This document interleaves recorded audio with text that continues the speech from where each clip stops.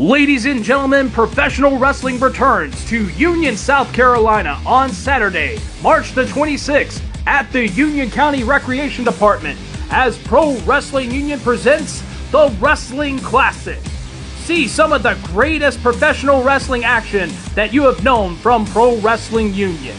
You'll see some of the best superstars in the independent scene, such as The Anomaly, Antonio Morgan, The Outlaw, Randy Wayne, Black Cat Dion Johnson, the Tag Team Champions, the Heat Seekers, the Carolinas Champion, the Great Dane of the Game, Bebop, and also don't forget the main event as NWA Superstar Colby Corino challenges Chase Emery, the All-American Blue Chipper, for the Pro Wrestling Union Heavyweight title.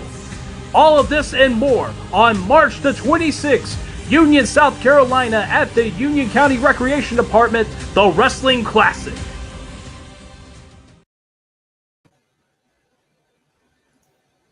What is up, everybody? Welcome to the show. We are here live today with the Wrestling Wire. I am your host, the Saint, Ron Emerson, as most of you already know. I am absolutely just blown away at everything that went down yesterday. Between AWL's inauguration show and the additional things, the other show we went to last night, KC, you know, I go exactly when my computer says 4, so it is what it is. I go on when the computer says, not when my phone says or not when anything else says. I go by just my PC. So I trust it more than I trust most other things on this planet. But at any rate, AWL's inauguration show was an absolute hit. To all the men and women that were involved with that, all the fans who showed up, you know, I really say thank you to everybody. I appreciate being allowed to do the announcing for that show. I appreciate, man, just the way it felt. The way the show felt was phenomenal.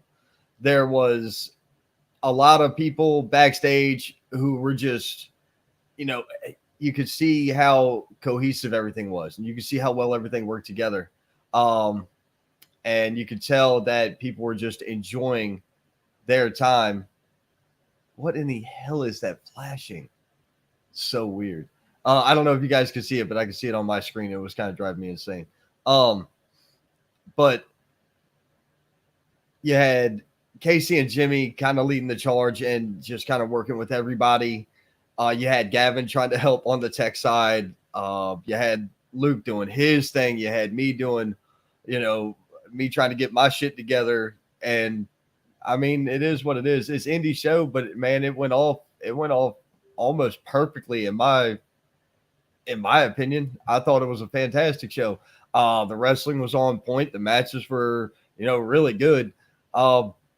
Now I am going to bring up one thing, and Chris, Dump Truck, if you're watching, I hope I didn't step on your toes yesterday when I came up to you and was like tapping on you, because in all honesty, I was concerned.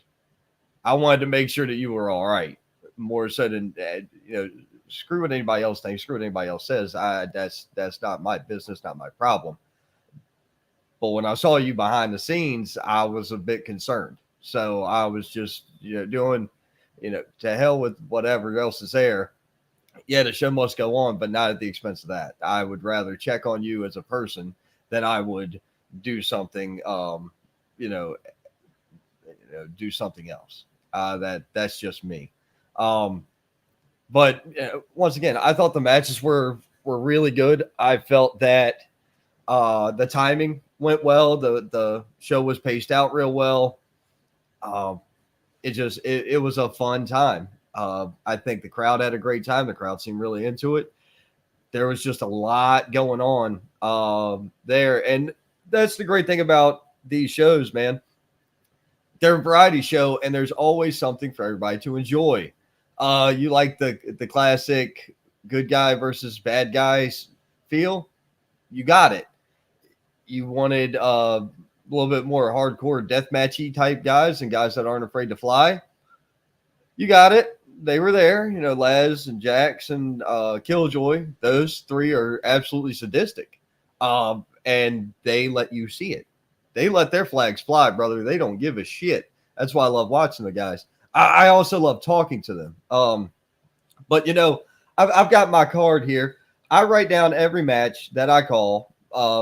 Unless somebody else does it for me, I write down everything on this pad, and I write it in a specific order so that I get it correct 9 times out of 10.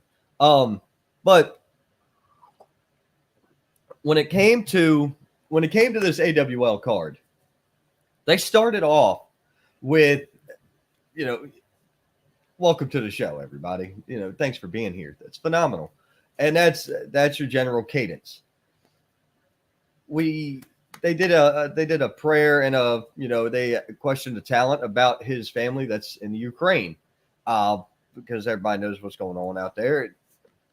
It was a very good gesture, and like I say, the kid's got family in Ukraine. Whether or not you support what's going on, you're going to support your friend. And no matter what, I always try to support my friends. And I feel like Luca is a good friend of mine, and why wouldn't I want to support him? That's just how I am. But so I'll go ahead and run through this card real quick. Pro Wrestling Union's heavyweight championship was Luca Daniels versus Chase Emery, who's the current champion. Luca Daniels was featured on Monday night, or he was featured on WWE's main event back in early January. And I believe the same week or the following week, Chase Emery was featured on AEW Dark. So you're talking about two talented cats right here in the Carolinas who are both on TV. And the coolest thing one thing I thought that was really cool, and Gavin, if you're watching, thank you, because I know you did it. So you're a beast and I love it. They actually took portions of my show, this show, The Wrestling Wire, which you guys are all here watching. They took portions of that and those interviews and they posted it into the promo video, because I said I wanted to see this match in 6, 8, 9 months. And I got my wish 3 months later. And here we are. So it was just really cool to see how that went and how that came to fruition. I really dug it. Great match by both of them guys. Luca Daniels ended up leaving there empty-handed. However, he did not go home short on gold that night, because he drove from the upstate area of North Carolina, or South Carolina rather, all the way down into Georgia a good bit, and won a tag team triple threat ladder match. So him and his partner are now they're tag champions in whatever promotion that is. Big grats to him, man. It's awesome. It's about time you had a strap. It was cool as hell. The second matchup of the night, we had the American Diesel dump truck. This dude's like a 30-year veteran in wrestling. He knows his way around the ring, and he knows his way around the microphone. His promo was spot on. I dug his promo. Especially considering he interrupted me. So it made sense. And he went up against a great young talent in John Matthews, a kid who's, running rampant up in HWA, up in North Carolina. They're part of a tag team called Perfect Vision. And the guy can take a beating. I mean, there's nothing more to say than that. Then this kid can take an ass kicking, and he just keeps coming. It's Heart, dude. And I love watching John Matthews because of Heart. So next up, we had a triple threat. This was Jackson Sane, Lazarus Black, and Rob Killjoy. These three tore the absolute shit out of each other. There's no better way to put it than the fact that they just went ape shit. Realistically, I've seen Jax and Laz go at it one-on-one more than one occasion, and by no stretch of the imagination did I ever think that these guys were friends, because when they went into it, they go full ham, and it was wild. Now throw in the added insanity that is Rob Killjoy, the ugly duckling himself, and holy crap, what do you got coming next? It was just great shit. let's see. We had the young the young upstart owner of the company come out, and he cut a promo on the crowd. Mr. Gavin Tyler, that was really cool. Just a great spot. Ended up the next match. I think we went to intermission after that, and everybody wandered around and talked and met with people and whatnot. And it was cool, good time. Next up, we had Elijah Proctor and Kay Holiday. Dude, all right. I've seen Kay Holiday before, and I've seen Elijah Proctor before. Those two had a great match. It really was. It really was a good time. Look at this. I know I'm great. Hey, greatness, fix your Facebook so it doesn't say your real last name. Come on, kid. If anybody's going to burn that ass, it's going to be me. Don't try me. I like you. Don't try me. Oh, man. Let's see here. But those two just straight toward the house down as well. Really good matchup between them. The main event was insanity to me, man. The main event was where it was at. So Soul Patrol has been running things in the independent scene for 20, 30 or plus years. I mean, Black Hat, Dion Johnson, Sweet Dreams. This is just how it is, man. If you've never seen these cats live, you're mistaken yourself. And I would really suggest paying the money to see them perform before they retire, which you'll get a chance at the Wrestling Classic coming up in March later on this month. Hey, Mr. Thompson, there you are. Man, I hope you heard what I said, but if you didn't, go back and rewatch the beginning of the show, first 10 minutes. But I mean, as far as it went, man, when you got Dylan Dollar and Travis Roberts, right, of the Foundation, these are two big, burly bruiser guys. That's how they're built.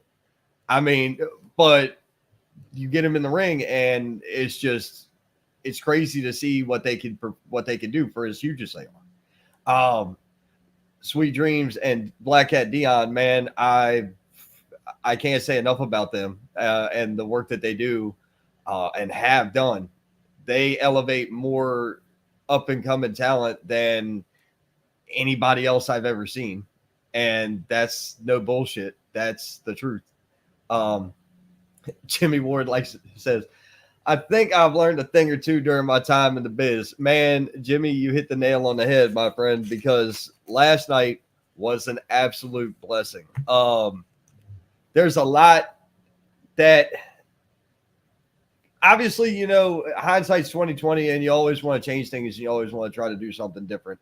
While I really enjoy Bill Hazelwood's commentary and how he interacts with the crowd, I don't want to do that as much because I'm more snarky, snide, sarcastic, and a smartass, and I don't want to piss people off. What the hell sense does a heel ring announcer make? It doesn't really make one. So it's kind of like I'm still kind of trying to navigate my own waters here and try to figure out, what I can get away with and who I can get away with talking to, how, you know what I mean?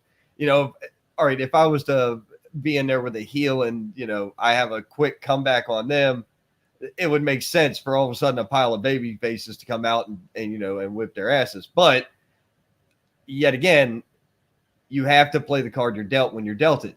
And sometimes the best thing you can do is just go out there and call it in the ring and, and go for the best, especially when you got a live microphone and a live crowd.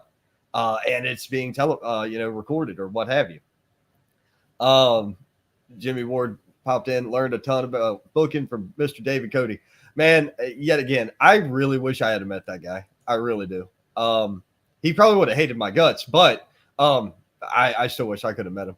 As much great things as you hear about him, I would have loved to. I would have loved to have met the man.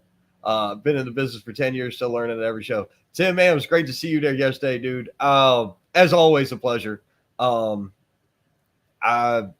Timothy Godfrey, one of the best referees in the upstate. along with John Harkey, Kylan Disney, Gail Heselden. I hope I pronounced her last name right. If I didn't, I apologize. Joshua Williams, Ref Stash, wherever you are out there, man. I can't think of Wiggins, Chris Wiggins, I think is his name. He was a cool ass dude. Man, just there's so many great refs out there that play into that work the match. They don't ref the match. They work the match. Delivery is everything. And I can't say that enough for a lot of these guys out there. Brino Royce, my brother, how you doing? The Rolls Royce of professional wrestling right here, ladies and gentlemen. Of course, bro, you got it. Young Gavin says, love talking with David at CPW. Could always shed light and advice. Let's see here. More than likely would have probably gave you a hard time. Like Jimmy Ward said, I learned a lot from him. Hey, man, but look, if I had known that you was for real about the whiskey, I'd have brought booze instead of coffee. And I didn't even bring the coffee anyway. But, God, that wouldn't have gone over good for me at all. I'm going to tell you, I didn't get home. There's a reason I'm sitting here with this thing around my neck. I didn't get home last night until like 12:30. You know, we left the show in Welford 2.5 hours or 2 hours down. Yeah, some shit like that. We got there about 5:30 down in Columbia. That show we thought started at 7. I was wrong because that show started at 6. Didn't know it, but hey, cool. And I'm working on getting somebody from that show in here. But overall, folks, the show yesterday with AWL, if that was their first show, their very first show, you now have to realize that that bar has already been set high. And you have to keep going above that. You set the bar incredibly high on your opening shot. Now you have to follow it up. Now I know you have another show coming up in July. I can't wait to be there. Can't wait to be involved. And I know that's going to be more of a party than it is a wrestling show. However, when you put the caliber of talent you put in the ring, the matches that you put on, now how do you follow it? This is the thing. These are the things that make me love this industry, because now I'm not challenging Jimmy Ward to deliver something more astronomical than they did yesterday. But he knows he has to. That's where it gets interesting. And the guys that do this and do this on a consistent basis are the ones that make big money deals and, you know, really hit stride when it comes to indie wrestling. And you know what? You don't have to run every week, because that show draws what, 40, 50 people best? Okay, cool. Good for them. Most of the time your backyard can't hold more than that anyway. But, you know, if we could pile them all in there, you'd make more than that running every couple months. Who gives a shit? Quality over quantity. Quality over quantity. You can have 1 million people on the roster. Doesn't mean they're all going to get used, and doesn't mean they're all any good either. That's just, that's just the industry that we're in. Michael King spoke up. He said, yeah, we hit both also. Mr. King, I'm going to get into that very, very shortly. I am, unfortunately, today, I was to be joined by Catman, Dalton Dallas, and unfortunately, a mishap happened right there just before showtime, and he had to run. So all well and good, and it's, shit happens. I'm not worried about it. I'll catch him down the road. Him and I have already had this conversation. We'll talk again in the future. But with leaving one show and going to the other, we had almost a 2-hour trip to talk about. My wife and I had this time to talk about one show versus the other. Now, we had no idea what we were getting into when we went to Palmetto Championship Wrestling. We had no clue what was coming our way when we went to PCW.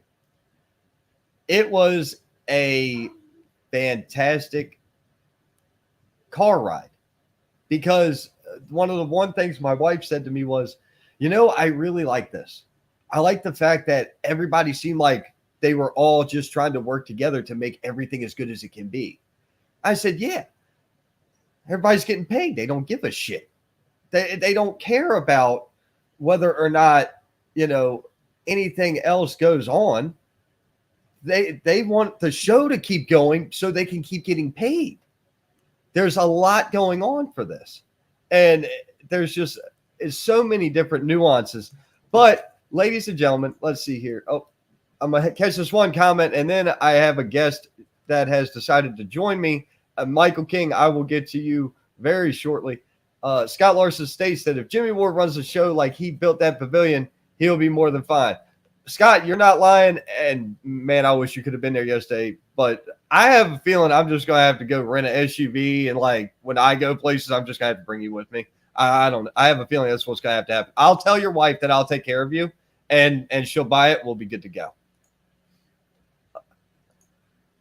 All right, ladies and gentlemen, Shane Dorr from Palmetto Championship Wrestling. What's going on, buddy? Dude, last night,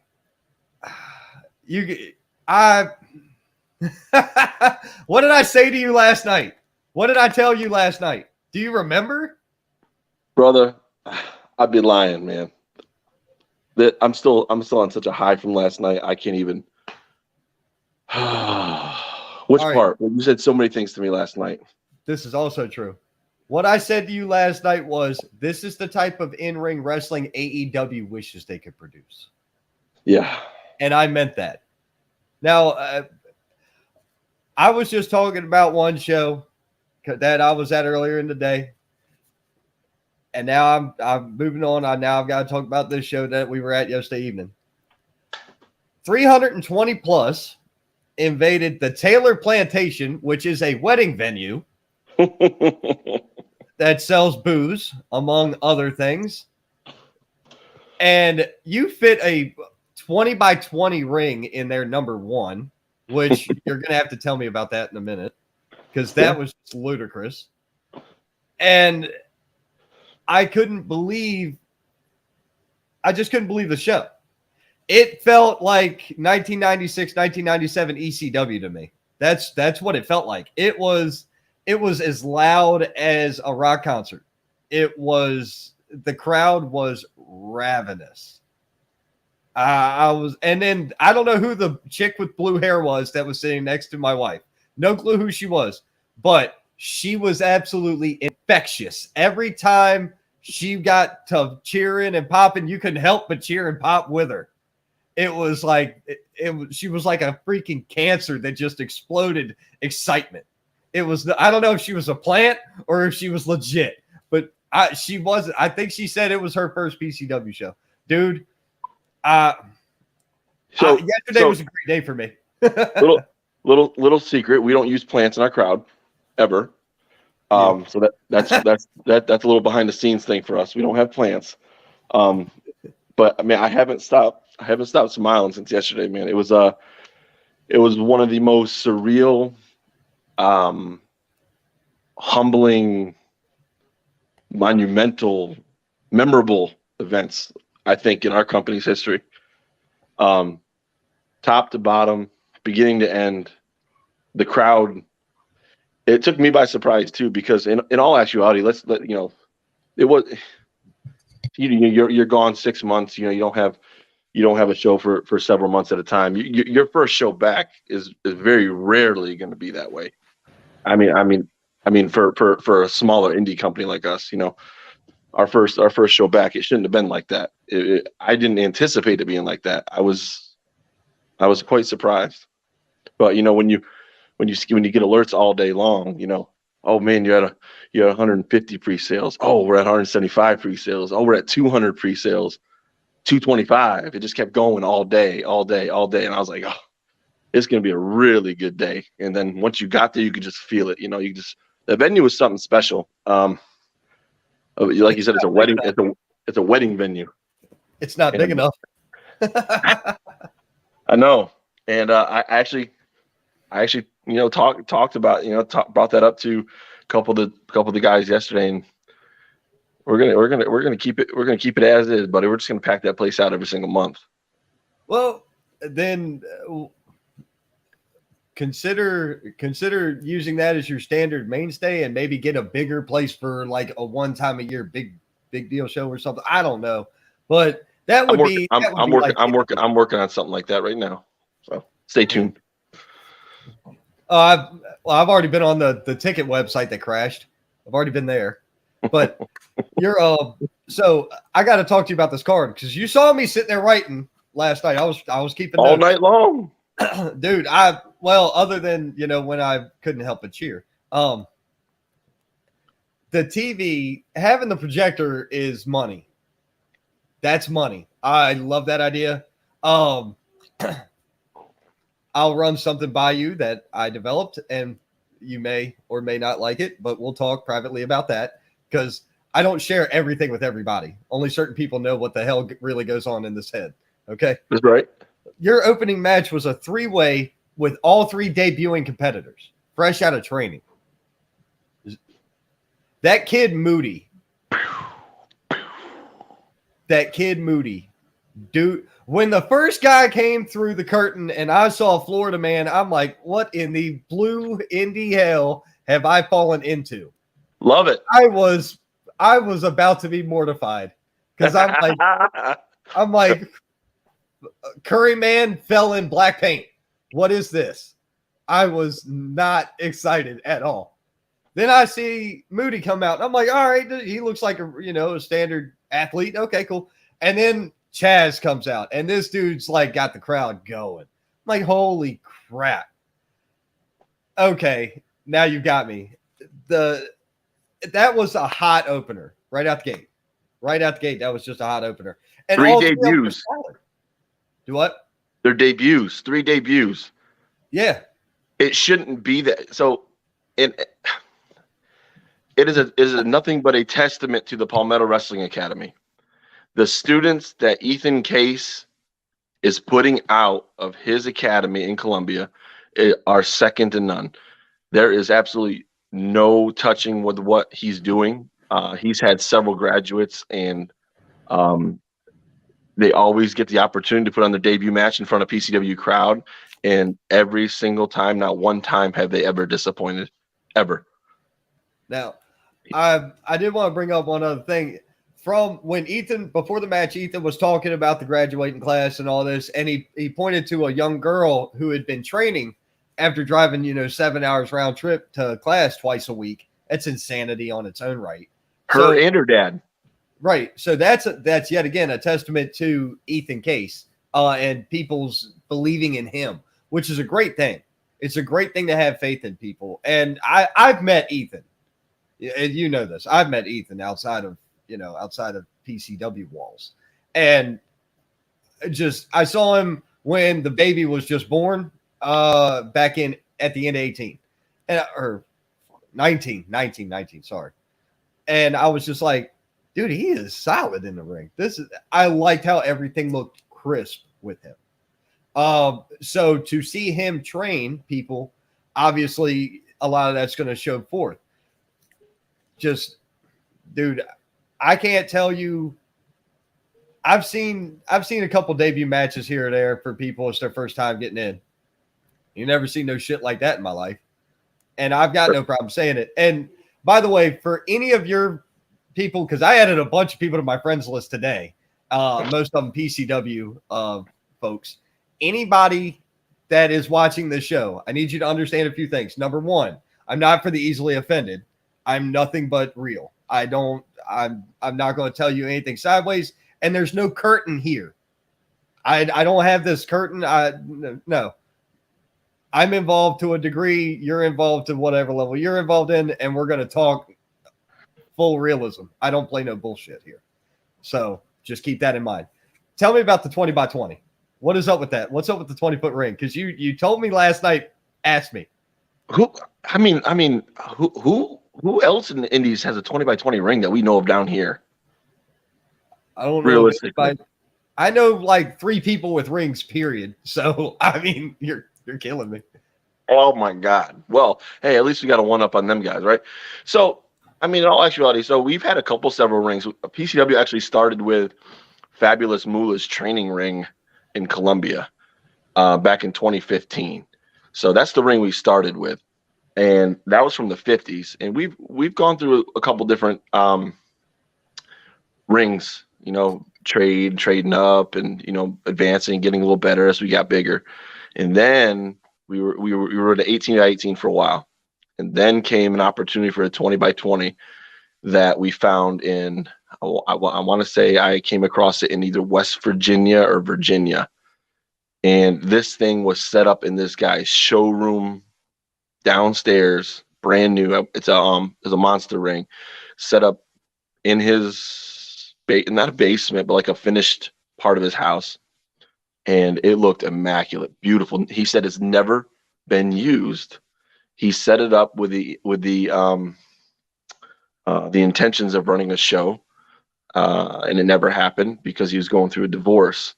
He had this listed for, I think it was like, I want to say $6,500. He needed it. He needed money quickly because he was going through that divorce. I offered him $3,500, and he took it. And we drove to, I take that back. I had people drive to West Virginia, dismantle it, load it up, and we've had it ever since.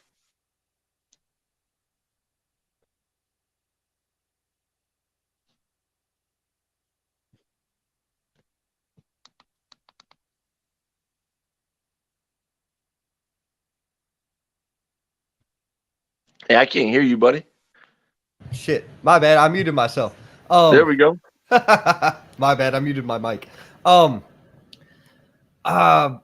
one thing I love about that ring is the ropes. I absolutely love the ropes on that ring, and I tell you why is because there was this kid trying to do skin the cat.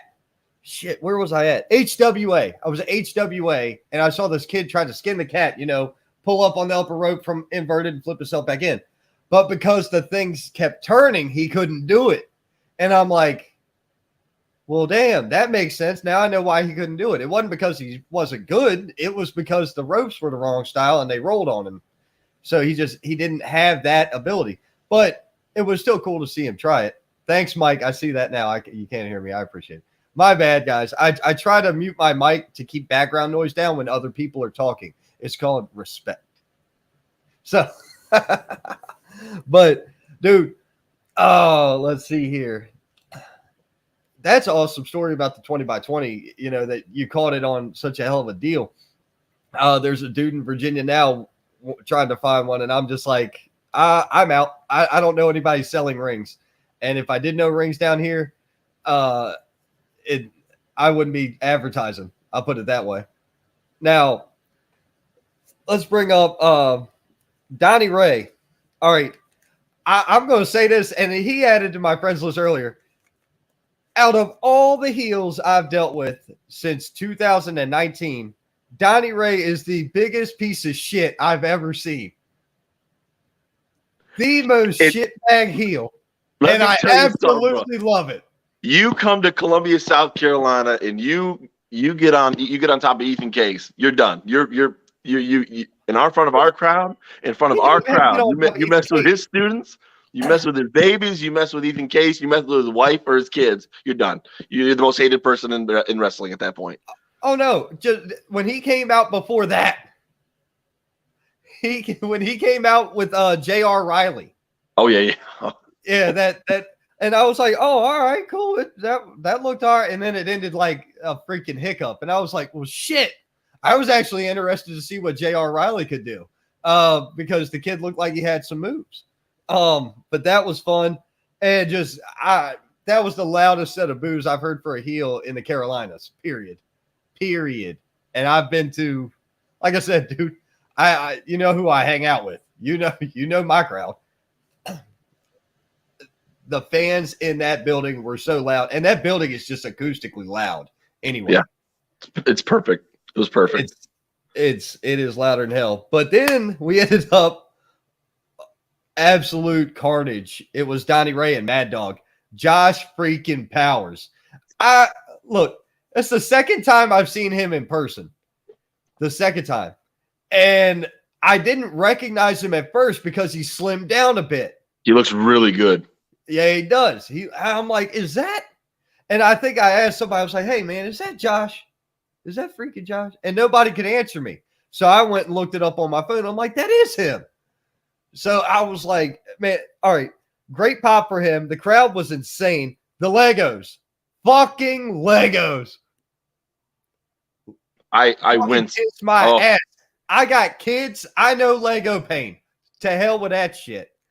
The door, the phone, the chain, trash cans. But listen, but the big thing, Ron, and I can't speak enough to it. Things are done with a purpose in mind, right?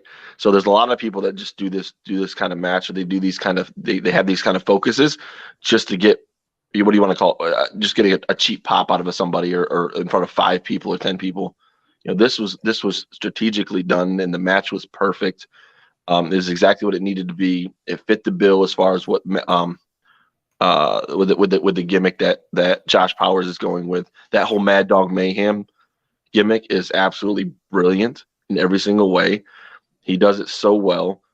And that's what I meant by my post yesterday, you know, because he's had several different gimmicks in the last few years, but he's landed on this one that is absolutely impeccable. He does it right, and it's the perfect combination of seriousness and comedy, and it gets over with everybody, and it's just done incredibly well. And that's what I meant by the post yesterday early in the day when I said, book this man, book Josh Powers, because he is, no matter which way you book him, he is impeccable, and what he does for a locker room and for a crowd and for a show in its entirety is second to none. Oh, I can see it, and I agree. Now, Michael King has asked that don't forget to bring up the PCW referees.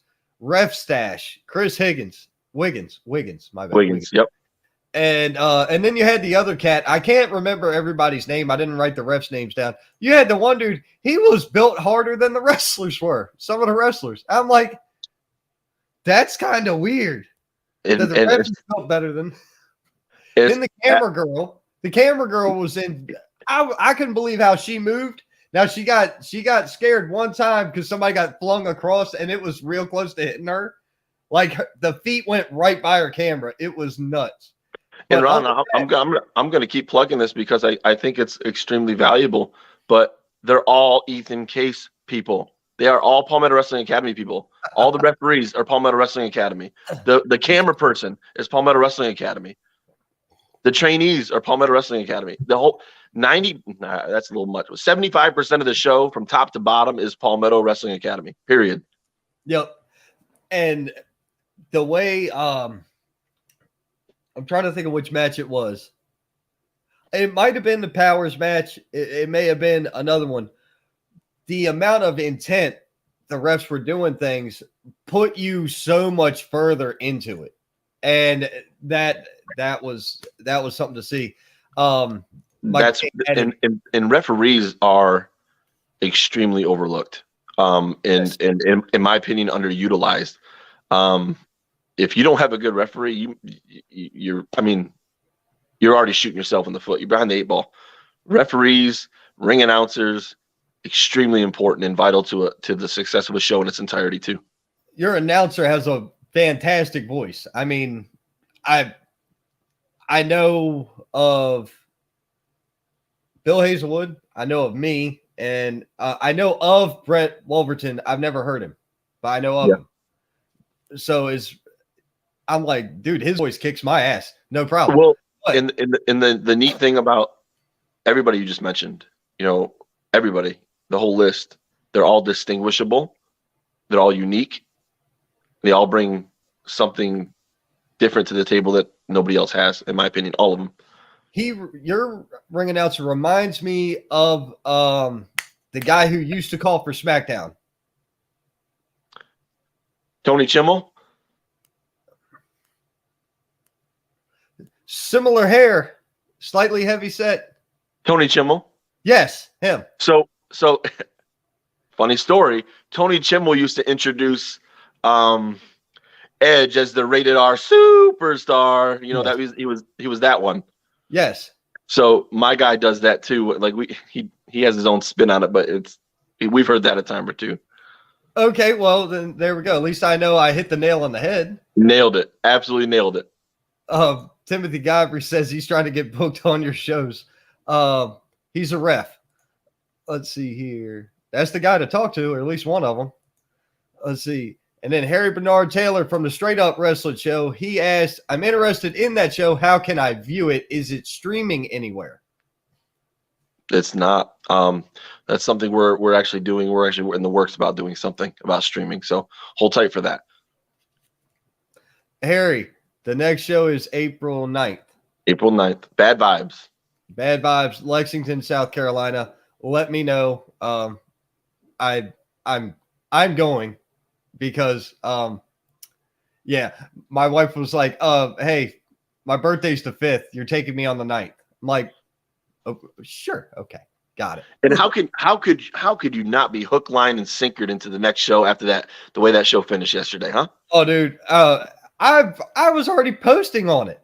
Posting on it because I was like, Ethan Case versus Donnie Ray in a hair versus hair match, and I'm putting money on Ethan. And if everybody doesn't know, I like to gamble, so that's right. I put money on Ethan. Hair versus hair, make it happen. Timothy said he's going to be a bad vibes. So you've already got people just on this channel talking about they're buying tickets. So it's I'll put it like this. Every show in the upstate needs to travel around and see every other show. Yes. To try to see what hits, what doesn't hit. When it comes to, a lot of shows that get a lot of hype, you guys got a comment from Pro Wrestling Turbo, right? Pro Wrestling Turbo posted on their Facebook page about how ridiculous Sandstorm was last night. When you've got a show that's, seasoned with years running, that's just how crazy it is, man. It's wild to see the evolution of content. I'll put it that way. And isn't it amazing what can happen too when companies band together and promote each other rather than shoot each other down? It's amazing, right? Well, I mean, we're not gonna. It is pro wrestling, though. Well, it's pro wrestling, but I'd like to be funny and say something, but I really don't want to. I don't want to get under a lot of people's skin right now. I got this weird. That's a lie. That is a lie. You're right. It is. There's these people out there. I've seen a whole bunch of random gimmicks in my life and time, and including some of people that act like Indians. I hate to break it to you, pal, but being conceived in the back of a fucking Jeep doesn't make you part Cherokee. So, moving on.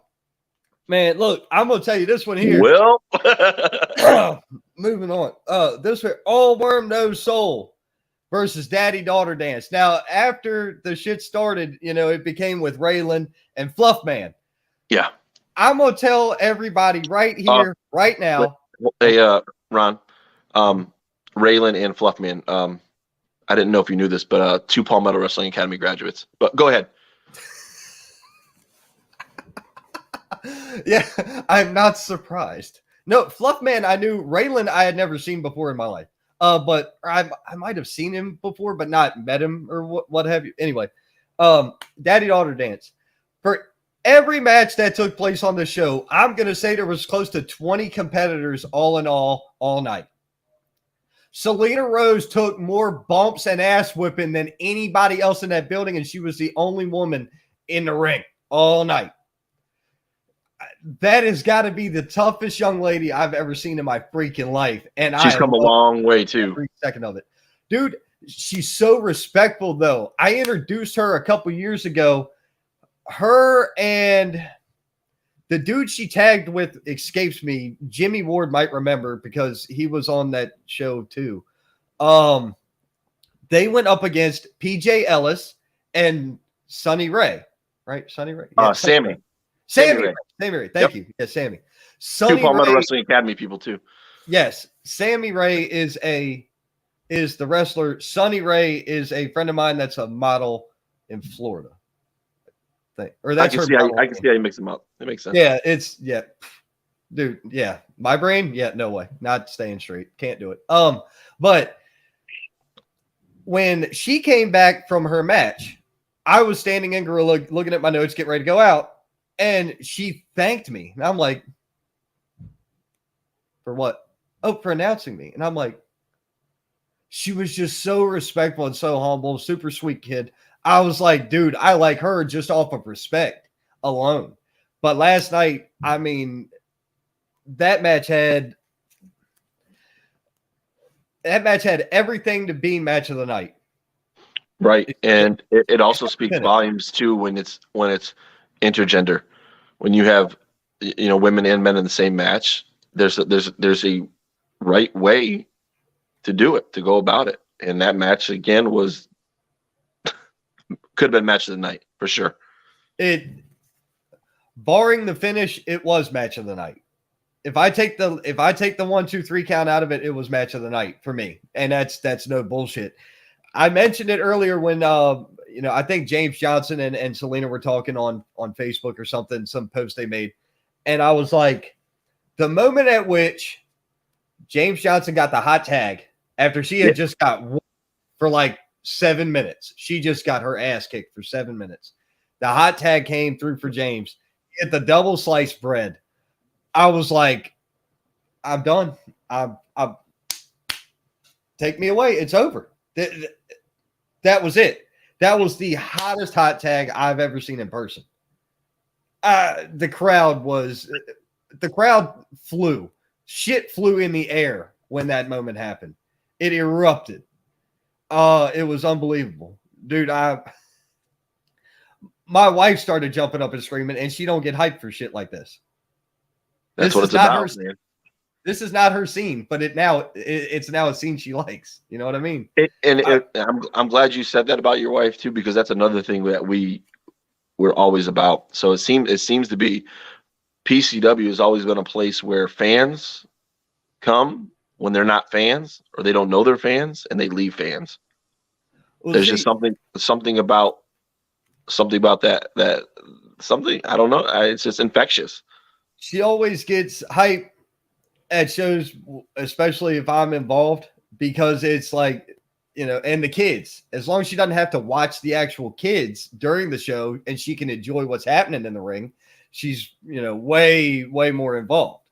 Whereas if it's a show where we've got the littles with us, it's hard, like you saw last night, you had your little one with you, both of them, right? Both of them. I saw that. Yeah. The second one's mine too. Yeah. I had to think about it. I was like, I knew I saw one. Well, you introduced me to the baby. Yep. Yeah. But yeah, that was just great. And then Fluffman is as eager as a baby as I've ever seen one. Been that way since day one, man. He was another one of just somebody Ethan poured into.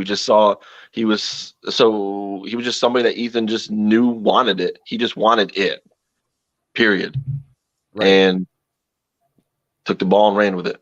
Absolutely. Gotcha. I'm going to throw in a few comments here before I continue on with the card. Michael King says, you showed how to successfully run a storyline on a monthly show. What a concept. What a concept.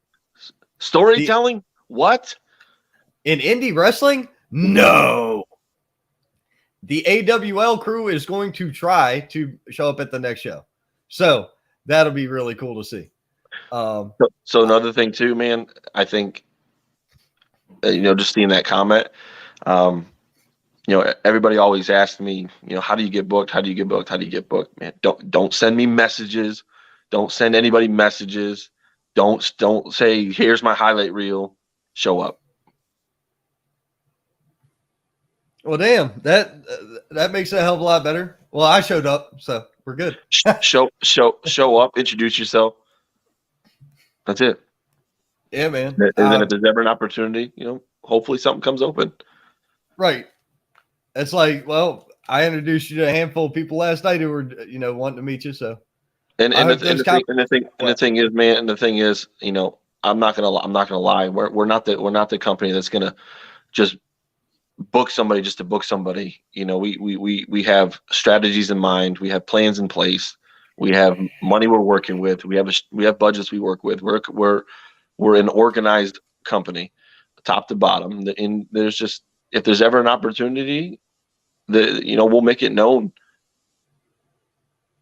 That's great. I mean, you keep it tight by keeping a roster, and because the roster is consistent, they stay long term. And that was something that I think's been brought up multiple times on here, is that if you had a consistent roster, you could build these consistent and long-term stories. Sure. And in your case, it makes sense. And then it seems like all your people are real heavy-handed on social media as well. So with them being involved on social media, it's a way for them to further the stories and further the promos and further the investments, which, all in all works out. Everybody should be using social media. If you're not using social media, you're never going to succeed to the level that you need to be at. Look at where we are now. Surprise. So Joshua Cutshaw, the real Cutshaw. This is the second time I've seen him in person. Absolutely love it. As we go further down this card, I get all giddy, man, because it's just like, how you talk about one person in your mind, you're like, there's none better, and then you go and it's like, oh boy, the whole man, my God, Josh Cutshaw. Him and Bojack. Now, I had never seen Bojack before, and I was like, oh, he's a bruiser, somebody. Okay, I can feel this. Powerhouse match. Joshua Cutshaw is how tall? How big is that freaking guy? I would legit say he's probably 6'4". Okay. 6'5", maybe. Okay. He's tall. He's close to 300 pounds. Easily. To see him do a fucking Hurricane Rana was asinine. On Bojack, who's got to be close to 6 foot, 340 pounds or better. Easily, yeah. I was like, what? I had to stop and write it down. Look, I was just like, well, I'm done. What the hell was that? Hand the cards off to the wife and just leave. I'm out. To see Joshua, I've seen Joshua Cutshaw before. Like I said, I saw him go up against who did he go against? He might have been in a multi-man match, but he is an absolute freak of freaking nature. And the multiple personality thing. Under all the kicks, you hit him in the head. Don't hit him in the head. Because it changes. Yeah, it's awesome. So absolutely fun. Awesome. And he's somebody that, we've used for actually a long time. Back when, even before he was teaming with Billy Brash. We were using him even before that, but he's just somebody as the years have gone by, he's just come one in the zone, and he is unbelievable. He knows the gimmick, he knows what works, and he does it flawlessly, and he can do it with you can give him a broomstick. Michael King added, the Mark Henry of PCW is Bojack. That's kind of the allure that he gave off. That's kind of the vibe he gives off. He's a beast, man. A beast. And if you talk to him too, one of the nicest. He's one of the nicest people I think you could ever talk to. Very, very humble. Like I said, I only got the only person I think I patted Fluff Band on the back when I was trying to get around him to get back to my chair after intermission. And I spoke with Moody, very nice kid, very humble, very respectful. So big props to Moody. I don't know if the kid's got a social media, but be sure you send him my way because I thought it was freaking phenomenal. And I made a remark, and I told him straight to his face. I said, you remind me of Chase Emery, just a little smaller in stature than Chase. And he was like, I've heard that name. Huh? Oh, It's a good compliment. Yeah, it is. Considering what Chase Emery's damn near the belt collector of the independent scene. HWA heavyweight title holder, Pro Wrestling Union heavyweight champion. And he like the next level champion somewhere. I couldn't think of the name of it. He's fucking everywhere. It's insane. That dude is all over the place, but he's doing really solid work. Absolutely. So it was just crazy to see somebody remind me of him when he's so new, not new, but you know what I mean? Young in their career. That's right. It was awesome, man. Now the main event, Drew Adler versus Chip Day. Oh, what I will say about this match is that it gave me a big fight feel. That stare down in the beginning. I loved it. I loved that. That feeling was great. The reverse Kimura lock stuck in my brain. That I was like, that's a freaking reverse Kimura. Where the hell did he come up with this shit? I loved it. It worked. The Trouble in Paradise for a guy that size was ridiculous. I thought that was cool as hell. And it ended in ref stoppage, which I was like, whoa. What? I couldn't fathom that that's how it went down. But it worked. It was a fun spot. It was a fun card. The crowd ate that shit up. And after intermission, I came back in and my wife and I were looking around and we noticed a couple people had rolled out. And I was like, what a bunch of idiots. You paid your money, stay. It's unfortunate. You always hate to lose people, especially when you especially when you know what's about to come or you know how things are going to go down and what they're going to miss out on. But at the end of the day, I would say 99% stayed. So I mean, we did something right. We lost a few, but it is what it is. It wasn't. It was a visible notification for us. It's right near us. But yeah, it was right there beside you, and it was like.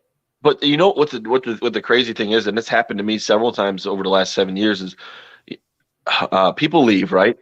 Yeah. And then something happens after they've left and they find out about it or it gets out there, and then they're pissed that they left. Yep. Like, we didn't make you leave. You left on your own accord. And it's a shame. The stupid part of that was before intermission, there was nothing about it that said, yep, it can't get any better from this because it just kept going to the main event. The main event was more of a classic wrestling match than anything else on the card. Yeah. No bullshit about that. It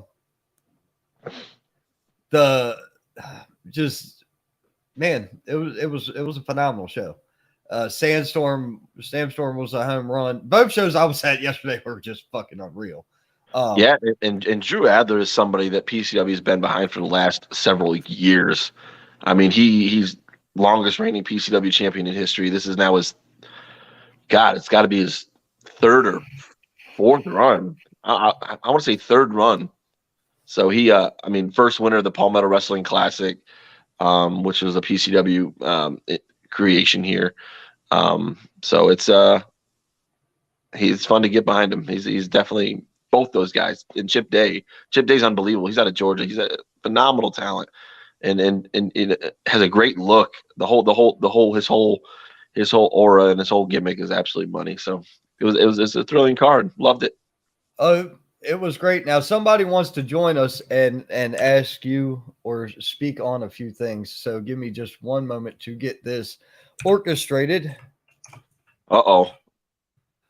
Yeah, the life of the show, man. That's how it has to go. So from the crowds from yesterday, the invite has been sent. Uh-oh. I don't like surprises, man. Come on now. Oh, you don't like surprises? Mm. You didn't give me any details about the card, and you don't like surprises. Well, you go maybe like that.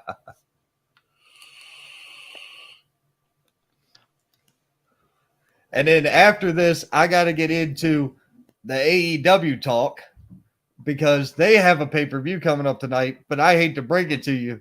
After what I saw yesterday, they're going to have a hard time. They're going to have a real hard time today.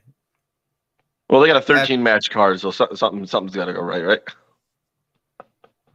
I saw more than 10 yesterday, so I don't know. I'm pretty good. I saw 6 at the first show. How many did you have on your card last night? Count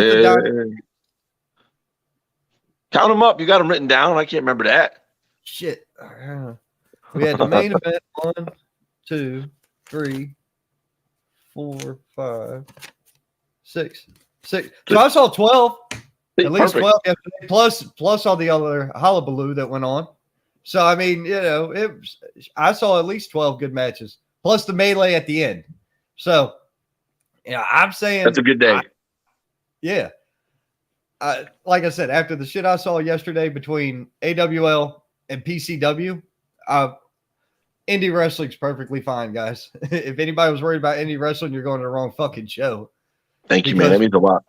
Man, I'm just excited. I love working these shows anyway. I love being in attendance anyway. And the crowd there, I haven't heard a crowd like that since I was at a rock concert, period. What? I've been to NXT Live.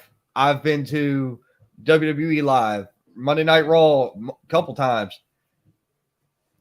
Ain't heard a crowd like that. The closest I will say I came to a crowd that loud, I was in a small ass bar room that had Buck Cherry playing. That hurt, but and we were front row, like up against the guardrail. So yeah, my wife is talking to Stevie D, the guitar player or whatever, during the concert, like literally having a conversation. Yeah, but joining us at this time, he was in attendance for both shows yesterday, so he pulled double duty too. Mr. Michael King, how you doing, sir? I am doing well. Greetings, gentlemen. Shane, congratulations on a phenomenal show. Please share that with Ethan as well. I got the opportunity to speak with him, and you guys are just killing it, knocking it out of the park. I want to talk about the details. You guys, I mean, people don't realize how important the details are. And for us, when I say us, is Brino Royce and I were the ones at the show. And the first thing we were doing was watching how the referees work, and Brino and I have had conversation after conversation over the several months about how we wish referees would work. And we come to your show and they're doing exactly what we're talking about. Respectful. Gentlemen, let's get off the ropes. Let's bring it back to the center of the ring. It is a big move, and the referee jumps over there, acting concerned, checking on the guy. It sells the move, and the referees and a lot of the promotions we've been to are just watching, and they don't realize that they're kind of killing the spot by not checking on the workers. I love those details. And it helps to having a senior official, right? I think we have our trainee officials, obviously the ones out of training and the ones that came from the PWA, but you also have guys like there's several out there. I'm just going to use Chris Wiggins because he is ours, right? So Chris Wiggins he looks like a referee. He is now gotten to the point where he is his own marketing. He's marketable. He's worked exclusively for PWX in North Carolina. He's now just gone to MLW. He's the guy for us, and there should be no question as to why. He has a great look. I think he's near perfection, and he's a great asset. He's a great asset to the company for those trainees to get that rub off of. He can pour the amount of knowledge and different techniques and things he can pour into the next batch of referees from PCW is just unbelievably important. Absolutely. So I'm relatively new to the Carolinas, the Carolina wrestling. So you guys, I've gone to a bunch of different shows, Georgia, North Carolina, South Carolina, that type of thing. But yours is very different from the most of what I've been to. And I say very different in a very good way. I mentioned earlier about a storyline, a month-to-month show. I think other promotions try to, but the fans don't remember the previous storyline. So to me, that's a sign of the promoter, the creative team creating the stories. How are you guys? Who's doing that? Is that a team effort? Is it just one guy saying this is the story? Does every group get together and say this is your story and you're going to have a story? How are you guys doing that without giving trade secrets? I can't give that detail. Okay. But what I can say, and you can read between the lines, it's one guy. I already know who it is at that point. See? Amazing. Amazing. And I'm not going to give the detail out. But if you look at the structure of Palmetto Championship Wrestling, because it's very structured. If you look at the involvement, you look at the handprints that are on the people and whose hands are on them. There you go. That's all you need. We have a creative genius that is our weapon. He's absolutely formidable person in a great way. He's kind. He cares. He pours passion. Experience. Brings people that are on a whole nother level. When I say whole nother level, I'm talking from bigger companies down to the Palmetto Wrestling Academy to help teach. All he does is care about people and wants to see people succeed. And he goes at great lengths and sacrifices in every single possible way. I'm talking sacrifices time with his family, his kids, financially, just to see people succeed. And that's who he is. And that's why I brought him into Palmetto Championship Wrestling 5 years ago. And that's why Palmetto Championship Wrestling is where he chose to establish his school, because he knew what we had and he knew what he could bring, and it's flourished. I can literally list probably 30 talents that are from the Palmetto Wrestling Academy or started somewhere else, came to the Palmetto Wrestling Academy seeking improvement, and he expounded upon it. I mean, that's it. That's it. What it is. That's it in a nutshell. Your academy and your trainer, Ethan, I know is the trainer out there, doing a phenomenal job. I love the story about, was it Erica that traveled 3.5 hours each way, twice a week? And her father. They both train. I love that standard. All right.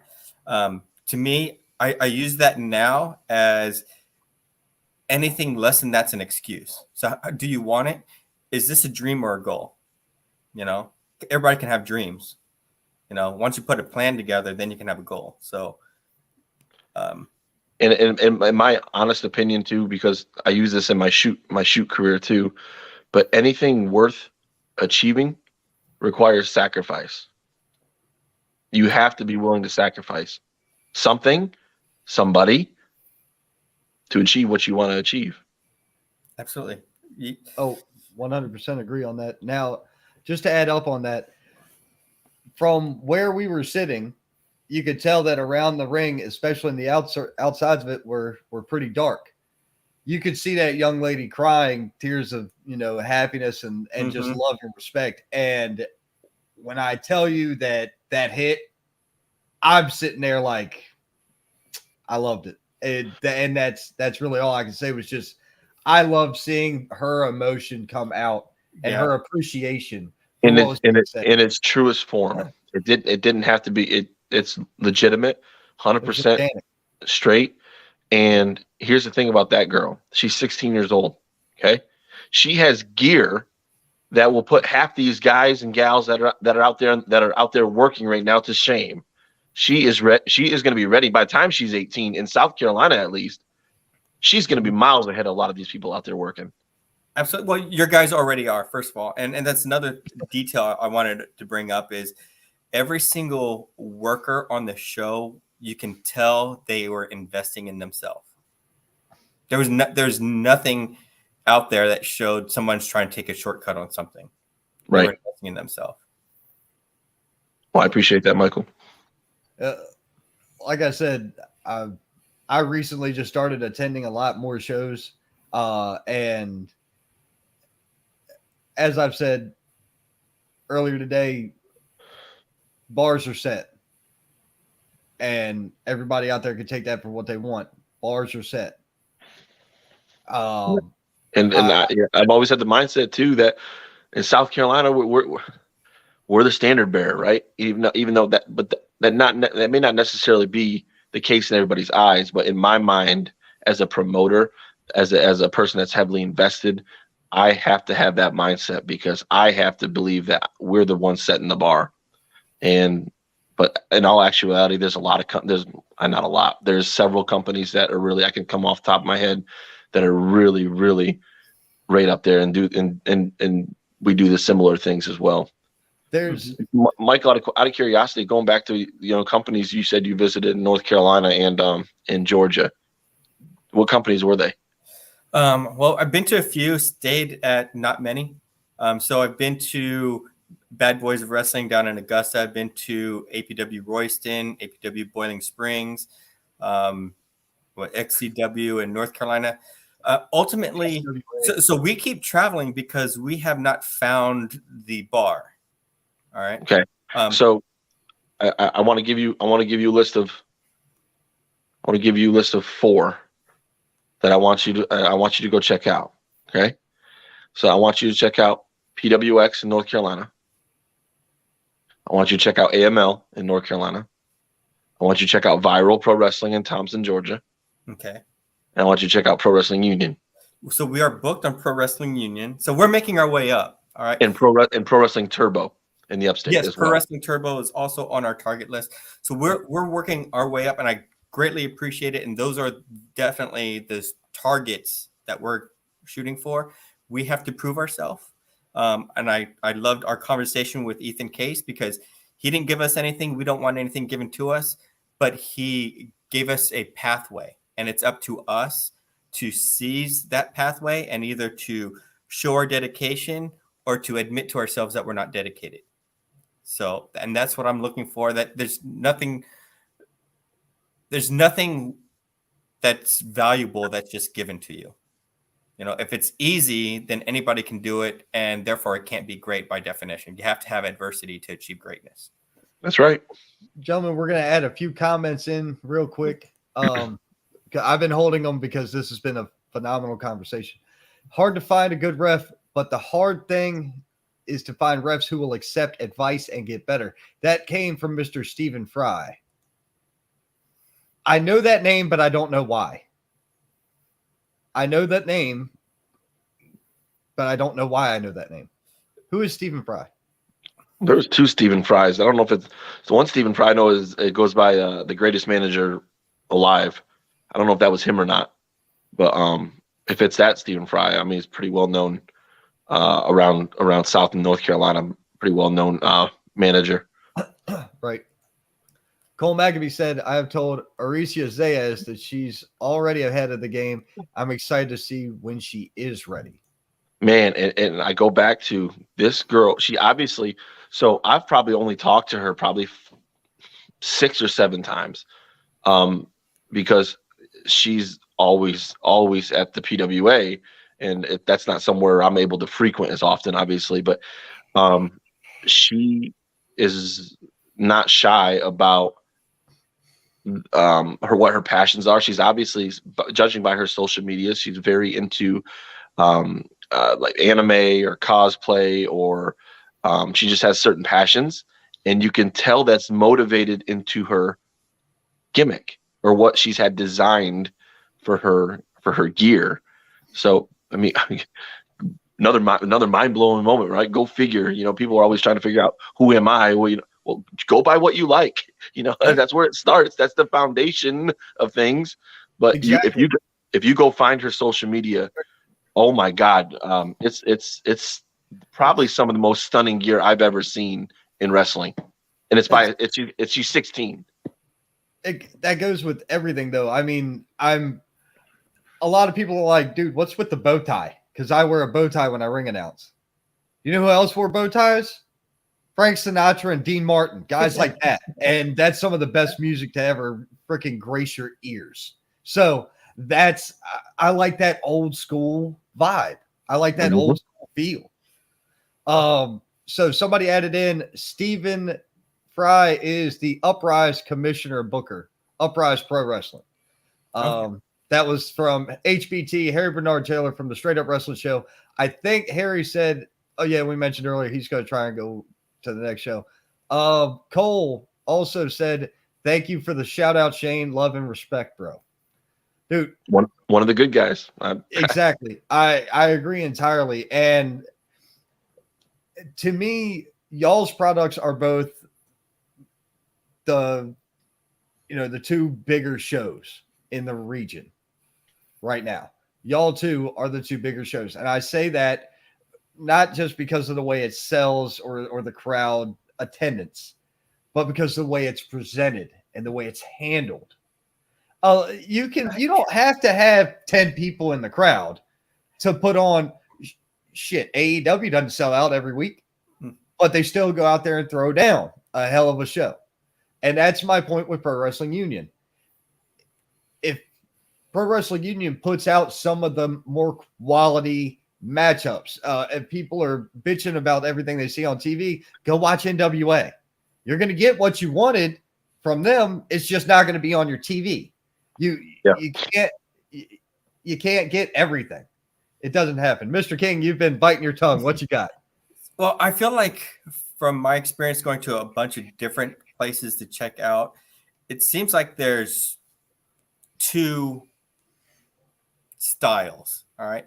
There is the, Palmetto, the Pro Wrestling Unions, PWXs that are really from there that you go to AEW and the WWEs and that kind of stuff. And there's this other style, which is really more homegrown, and they're in their comfort zone and they're going to stay in their comfort zone. I feel like those are the two styles of wrestling that I've run into. Some that are content standing still, and others who are not content standing still. So another interesting factoid: PCW has a 20x20 ring. Who else has a 20x20 ring? Exactly. WWE. So that's a point that Ethan makes it very apparent. When you come to the Palmetto Wrestling Academy, you're Florida wrestling ring ready. You're able to go get that NXT shot or the WWE shot and be in one of their. You're already used to that ring. That gives you a little step up. Absolutely, and it's an edge. It's a detail. But it's you and I were talking last night towards the end of the show, and I think Michael was standing there by us when we were talking.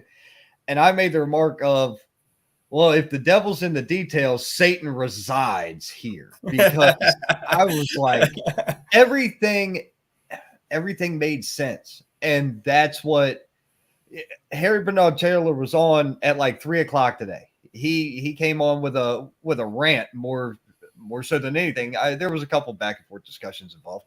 But predominantly he said, how chaotic wrestling is these days. And he's not wrong. You watch this shit on TV and it's just convoluted and storyline continuity's out the damn window, and it doesn't make sense. And because it doesn't make sense, it doesn't resonate. It doesn't stick. Everything yesterday for me made sense.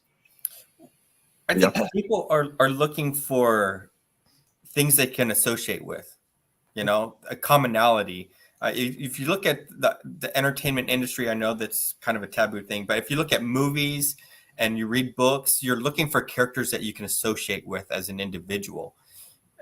And when you lose those things, you kind of lose your audience. I think the same thing goes for wrestling. I believe at, Pro Wrestling Union, at Palmetto Championship Wrestling, there's workers there that people can associate with, and they're very humanized. They're not a cartoon. or the way they present themselves is entertaining, and you can kind of be able to sit back and relax. So you have enough up there and tense, so you're at the edge of your seat, and then you want to be able to be comfortable and go, okay, I'm going to watch this one. I'm going to absorb this one. So it's a great hybrid, and they kind of feed off of each other. Absolutely. It works. It worked. Like I said, man, we talked about the show for half the trip home. My wife then took a nap while I was driving, and then we were getting close to where we could get something to eat. And I said, "You want to eat or you want to go home?" She said, "Go home." I'm like, "All right, cool." So then I drove a little further, and I'm like, "All right, well, I'm going to get something to eat. Do you want something?" "Yeah, let's eat." So we stopped at like Applebee's or some shit. It was the only thing open. We're sitting there, and the bartender looks at us like we're insane because I'm dressed in my suit and she's dressed.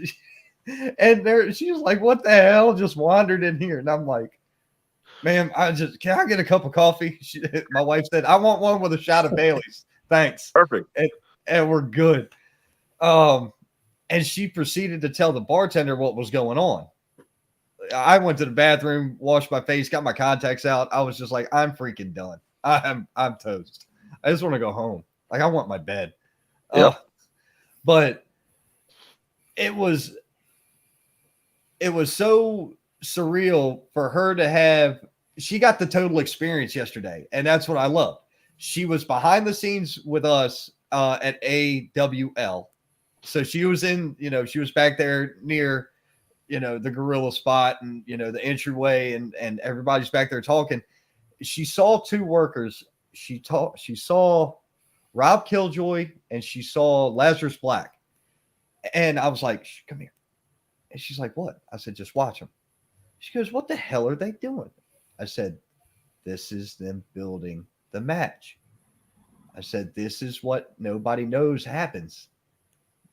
They will go over this 3 times or so and then hope to God that they remember it when the bell rings." I said, "This is life for them. And this is why it's so important back here." Rob Killjoy is one of the people that PCW started with. Yep. He's a good talent. I like the guy. He's so likable too. Oh my God, just talking to him. He's insane. I love it. And my kids think he's funnier than hell. So it freaking hits. But she was like, "Wait, so that's how?" "Yeah, this isn't called in the ring. That's the old days. That shit don't happen no more." And then you got, she goes, "Well, what's the difference between this and the TV stuff?" I said, "The TV stuff has agents and producers building the match. Then the workers kind of fluff it in." She was like, "Oh, okay. So they're basically told what to do." Yeah, for the most part.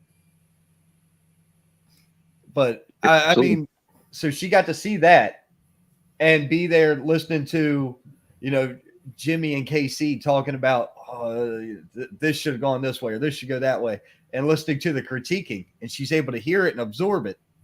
And then she's hearing Chris and Harry talk and try to do commentary. And, I'm back there writing my shit in, and it was just overload. So then when we sit in the crowd and we're able to sit there and absorb the production, it went from being behind the scenes of the movie to watching the bitch premiere all in one day.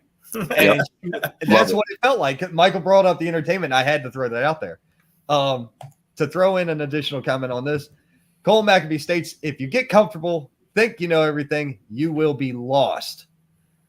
Get out of your comfort zone and learn what you can." Now, Cole says, "Not true, Ron. Some of us old guys know how to call it in the ring." Hey, I'm sure some of the old guys do. I'm not saying they all don't. I'm saying that a lot of your stuff now is built in the back and then carried to the front. If you were at a venue where everybody was hammer pissed drunk and they didn't know no better, yeah, you could call it in the ring because they wouldn't know anything. They'd be too loud and obnoxious to hear it. But in this area, especially the dry shows in the Bible Belt, you're not going to get a lot of that. It was so funny seeing Dave drinking last night. He would come out from behind the curtain with a beer in his hand and a microphone, and I'm like, I love him. I love this guy. This is great. Now you also just hit another person that is extremely. Oh my God! So he is the most loved, hated person in professional wrestling for us. Period. I mean, how can anybody hate him? Oh, very easily. Very easily. Come on. He's got this high pitched voice. You know, he always talks like this. I literally was sitting next to somebody last night, and I said, Dave Foster has a face I want to punch. Like, I just want to punch him. I don't know what it is. It's just I want to hit him, but I love him, and he's been extremely valuable for years for PCW, and he's been he was somebody that came in to the Palmetto Wrestling Academy, by the way, and wanted to be a pro wrestler, and went through a few months of training, and ultimately came to a decision where no, he doesn't want to do that. He has a passion, and he went that path with it, and he's heavily involved, and he's just flourished. And I'll never forget the day. I can't remember the show, but it was a show we had at North Springs Park in Columbia, where Dave was getting picked on by a couple of heels. I want to say Mason Miles was one of them. If you don't know who Mason Miles is, look, find Mason Miles and you'll be blown away. But Dave was getting picked on, and it came to a point where I fired Dave.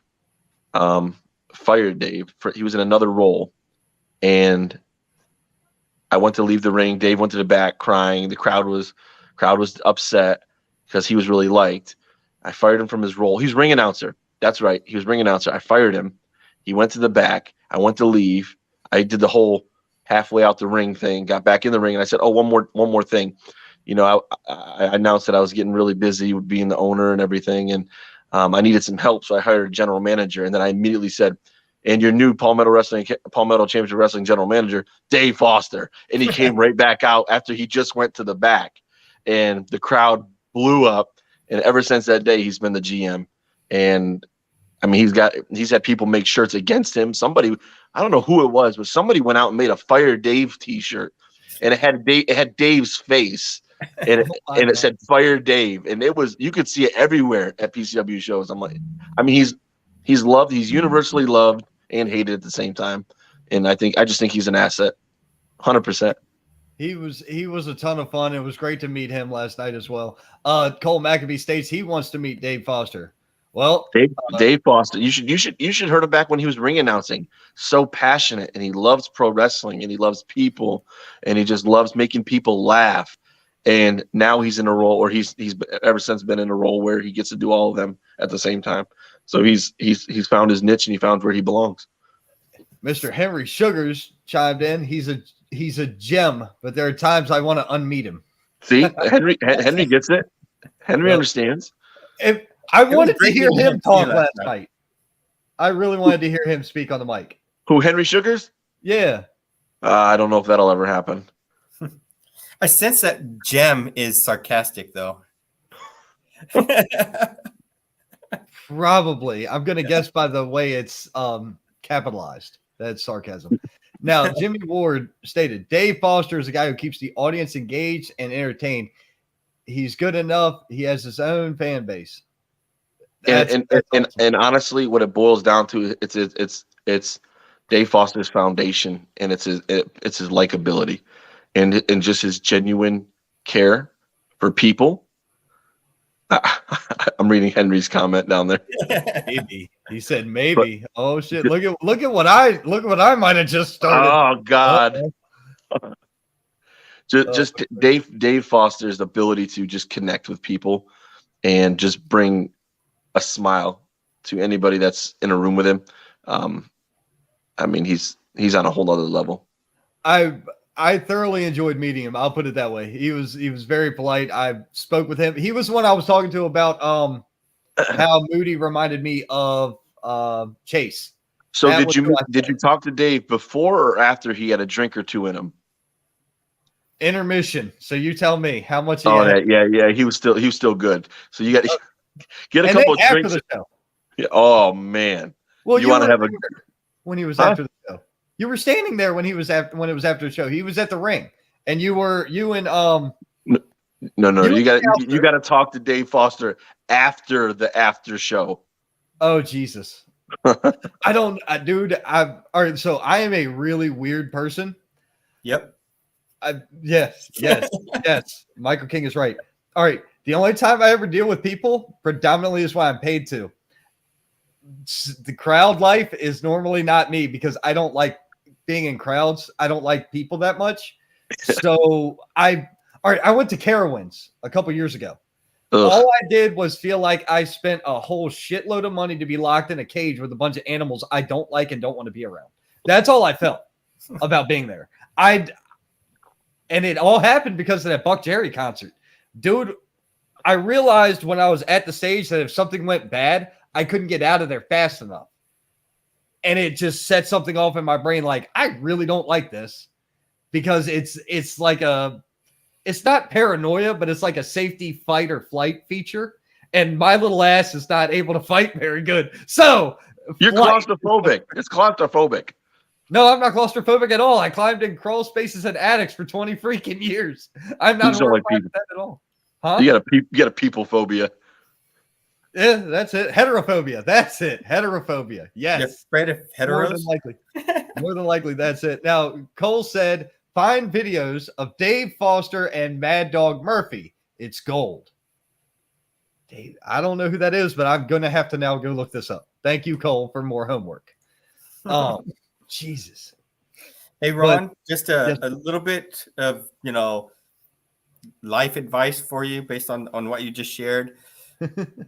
If you ever have an opportunity to go to like a Christmas party or something like that on a boat, don't. I try to stay away. I love boats. Boats are great because you can. I chuck wasn't people- expecting that to be said. Like I'm imagining Ron at a Christmas party on a boat. Like, Because when it With goes the- bad, there is no escape. Yeah, there is. You can throw Jump people off. overboard. And I can swim. I can swim. That I can still do. oh my God. I lived on the Chesapeake for most of my existence. I'm fine. And if I was near the inner harbor, so I'm used to seeing bodies and shit already. I'm okay. South Baltimore. Goddamn more bodies in that river than there is fish. Nasty ass place. Oh, and cars. There's a lot of cars in there. God knows what else. But I don't know, man. The show last night just hit on every level you could want. It did. Again, we've been out for 6 months or ish, right? So that show had to do a lot of different things at the right times. It had to hit. It had to fire on all cylinders because it's essentially starting over in a sense, right? You go so long without being in front of people, or the people that are used to or become accustomed to seeing you. You have to go out there and give everything you got and just make sure that you hit on everything. And I think last night did that. And I'm proud to say that it did. Your show last night showed us that there is something out there that we're looking for. Right. So we couldn't find it, at least in the upstate South Carolina. So getting out to you guys in Lexington, and it showed us that it's out there, it's tangible. You couldn't find it at where you've been. I was just gonna say that. There's, Yeah. I mean, in every part of the state, there's somebody that's doing it right. There's somebody. Like I said, I believe that wholeheartedly. it's all about, to me, it's all about the crowd for your show. The crowd for your show was what, not only was the show badass, but the crowd made the show that much more viral. Like it just made it was communicable. You could feel it. You could feel it in the air. You could feel the hype building. You could feel the crowd. Oh, watch this part on the Tron. This is funny. And I'm like, holy shit, how long have you people been sitting here? I just got here. And it was electric. Invested crowd, man. Absolutely. And you give them something to get excited about. So it's really synergistic. Shot fired hard. You couldn't find it in Boiling Springs. I said what I said. Come at me. I would argue with you, Cole, but You could probably. Well, no. Oh no. wait, this is Well, gonna you can't get find- good. I mean, you could probably This find is good. diseases Whoa, in Boiling Springs. I got to get a drink. Go get a drink. No, what I'm saying is I would argue with Cole, but I would lose because he's right. This is true. I'm gonna sit back for this one, boys. Don't mind me. This is gonna be a good one here. I have never gone to the Boiling Springs show. I've never been invited. I know a lot of people started there. I gratefully did not. Mm-hmm.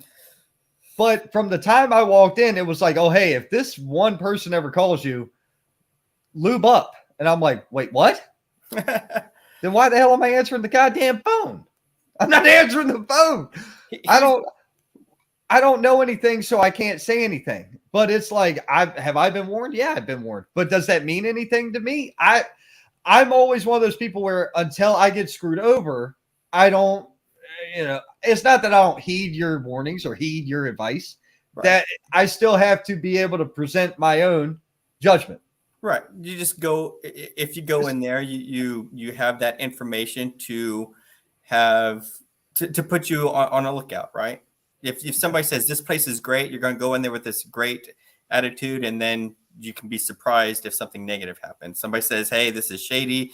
Then you go out there a little bit skeptical and you're looking around, you're on that defense mode. But I don't fault anybody for where they start. I don't care where you start.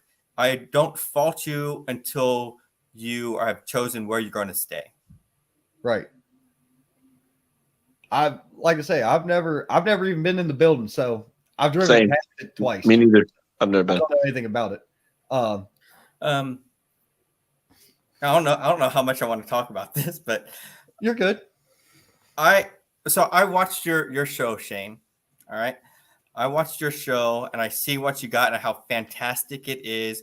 And it's a monthly show. And I know you have these expenses that are associated with that show, right? And I'm thinking to myself, I know a person who has a sweet setup, but just doesn't give a shit to do anything with it. And it pisses me off because it could be so great and he just doesn't give a damn. So I have a mindset. I've always had a mindset as a promoter. And I've never been in pro wrestling for the money. Okay. Ever. I started as a fan. I've always been a fan of pro wrestling. I don't have, and I'm not a rich person by any means. I'm a blue collar worker. I have a 5 to 6 day a week job, and I had PCW. PCW was my outlet. Okay. PCW is my way to get away from the noise of the world and get involved in something or start something that I could, just something I had deep passions for. Never wanted to make $1 off anybody. I never would hoodoo somebody on their prices. I would go broke.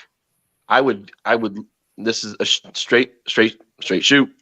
I would go broke to make sure people succeed. I'd go broke to make sure the fans that came and paid their money to our show left with a smile on their face every single time, no matter what the sacrifice was. And that mindset has never changed. It never will change. That's just my belief. I love it. I think we're like-minded. I own a leadership and team development company. That's what I do, is train that. And you could see that all over PCW, how you care. Workers will leave promotions when they're not respected, and they'll stay where they're treated like they're meaningful. And you have continuity of work, and therefore that shows that people are feeling respected there. You want to make professional wrestling better. Everybody needs to unite and get behind the fact that we need to get these carnies out of this business. We need promoters. We need promoters that have the mindset of me, have the mindset of Cole, have the mindset of Josh Hancock in Georgia, and there's several others. I'm just spitting ball people that come to my mind. So I'm not intentionally leaving anybody out, because there are several of us. But we need to get the carnies out of this business. Need to get the racists out of this business. Need to get the pedophiles out of this business, because there's too many of them, and they're all shitbags. You said it. I mean, I try not to cuss. I try not to. I will gladly do it for you. Thank you. I've run into them. I've run into them. So, Yep. But Oh, yeah. they're out there, and there's a lot of them. A lot. yep. And There's- nobody's willing to do anything about it. No, I mean I'm gonna add a couple names to that list. You know, Zach Thomas, Brian Kanabrowski. You know, there's Okay, there's make sure people are clear on what list you're adding them to here, real quick. the promoters the promoters I predominantly hear good things about. You know, William Rollins is a relatively new promoter. He's a newer promoter, and so is his brother. Well, his brother's not a promoter, or Right. yeah, yes, Philip is, but you know, they're relatively new to promoting. Yeah, he's going through his growing pains right now. Yeah, they're going through the growing pains now. They're trying to get up on the level. They're trying to find what's going to be my best building. What can I get the best bang for my buck for, and things like this. And I would. Oh, go ahead. I would encourage them to go to the promotions that you mentioned earlier, Shane. The Palmettos, the Pro Wrestling Unions, was it AML, and see how they run it.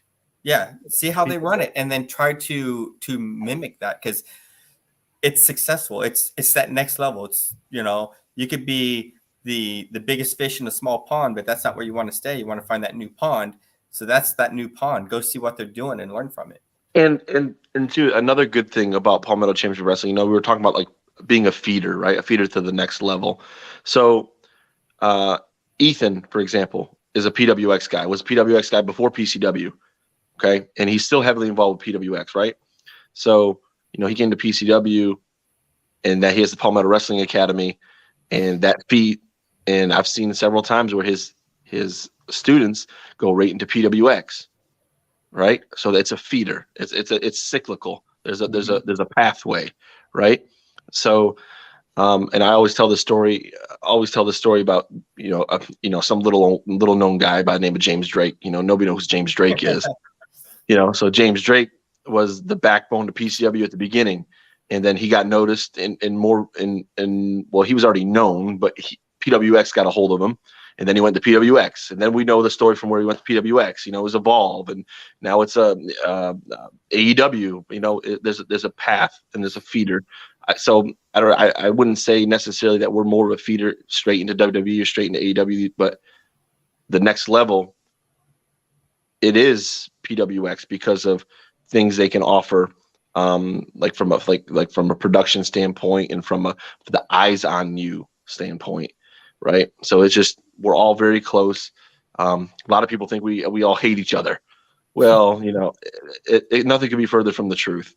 There's definitely a mutual respect between all of us, all very cordial when we do talk to one another. It's just that's how it is. It's just a pathway. Yep. Professionalism back in professional wrestling, right? Professional. Oh my God. What does that even mean? Like it's like these mindsets, man, where like these territorial mindsets are garbage, and this old we don't have to be that way, right? Like I'm a believer that things end with me, right? Things end with us. There's no reason things have to continue. If they continue, it's because of us or because we allowed it to happen. Mm-hmm. We have to stand together and just be like, hey, we're not fighting against one another. We're together in this. Right. So like for example, my shows, right? The professional that I am have always been coordinating with Brian Kanabrowski from PWX and Tracy. Hang on, I got a call coming in. Decline. It's only my wife. So working with Brian Kanabrowski from PWX, working with Tracy and Brian from AML, Josh and hey, when's your shows? Can you tell me when your shows are? Because I don't want to run when you are, because I'm not that kind of person. I want to run opposite of when you are. I don't want to even run in the same weekend that you are. We can do this. We can coordinate together, be professional about it, and give everybody an opportune place to work and not have to fight choosing between which company to go work for. And we can appeal to all the fan bases. Right. Yep. And that's yet another missed opportunity on a lot of people, especially if you got, well, the problem is you will have, like, let's say one company runs every single Saturday night. So you can't escape that. Right. However, what's really interesting here is, and Mr. King, you could probably help me with a little bit of mathematical equation on this. You had 320 plus in your building last night, right? So front row tickets were 20, second row tickets were 20, standard seating was 10, and there was people standing in the back. There was people standing in the entryway to the bathroom of that building. By the way, that paid the same price to the people sitting down in the third row and back. Yep. And they were standing in the concession area. They were standing in the merch spot. It was flooded. So I'm going to venture to say, I'm just going to be generous and say $4,000. I'm just going to use $4,000 as my example. $4,000 in one show, in one night. I ain't even talking about the overhead. I ain't talking about the card cost. I ain't talking about the stars in the back and what they cost. $4,000 in one night. Now, I believe it'd be damn near 2 or 3 months for somebody in a weekly show to pull that. I don't know the details of what the costs are, because different people have different overheads and that type of thing for what they got going on. So that would be very difficult to address. No. I'm not doing that. See, you're trying to include all the overhead features and all that shit. No. I'm talking about door to door only. Okay, so if we want to just do, attendance, your one show is probably equates to 1 month of attendance at the weekly show. Okay, so we used to run when we first started. We tried the weekly thing. We tried the bi-weekly thing. We tried, and we landed on monthly, because if you go back and look at expenses, and you go back and look at attendance, and you go back and look at crowd maintenance, meaning maintaining those who are coming and reaching new people, monthly shows are the sweet spot. Let's be honest, okay? Don't oversaturate, and especially if you're a garbage product and putting out weekly shows, you're turning people off. Okay, you're preventing people from coming. Quit doing that, because you're affecting me and you're affecting the other good companies out there. Because let me tell you something: if you put on a weekly show, and now I'm getting pissed now because I'm thinking about some of these things people do. But if you put on a weekly show and it's trash every single week, and you're reaching new people, and they're coming for the first time, hey, oh man, I've never been to pro wrestling. Let me go see this show, and it's garbage. And it's not. They're not going to come. They're not going to even come to the good ones. That's my event. Absolutely. You're absolutely correct. When I was talking business, it's $5 to get in. There you go. You're going to get what you need there. When I was talking business about shows, it's like, well, you got to give me a product.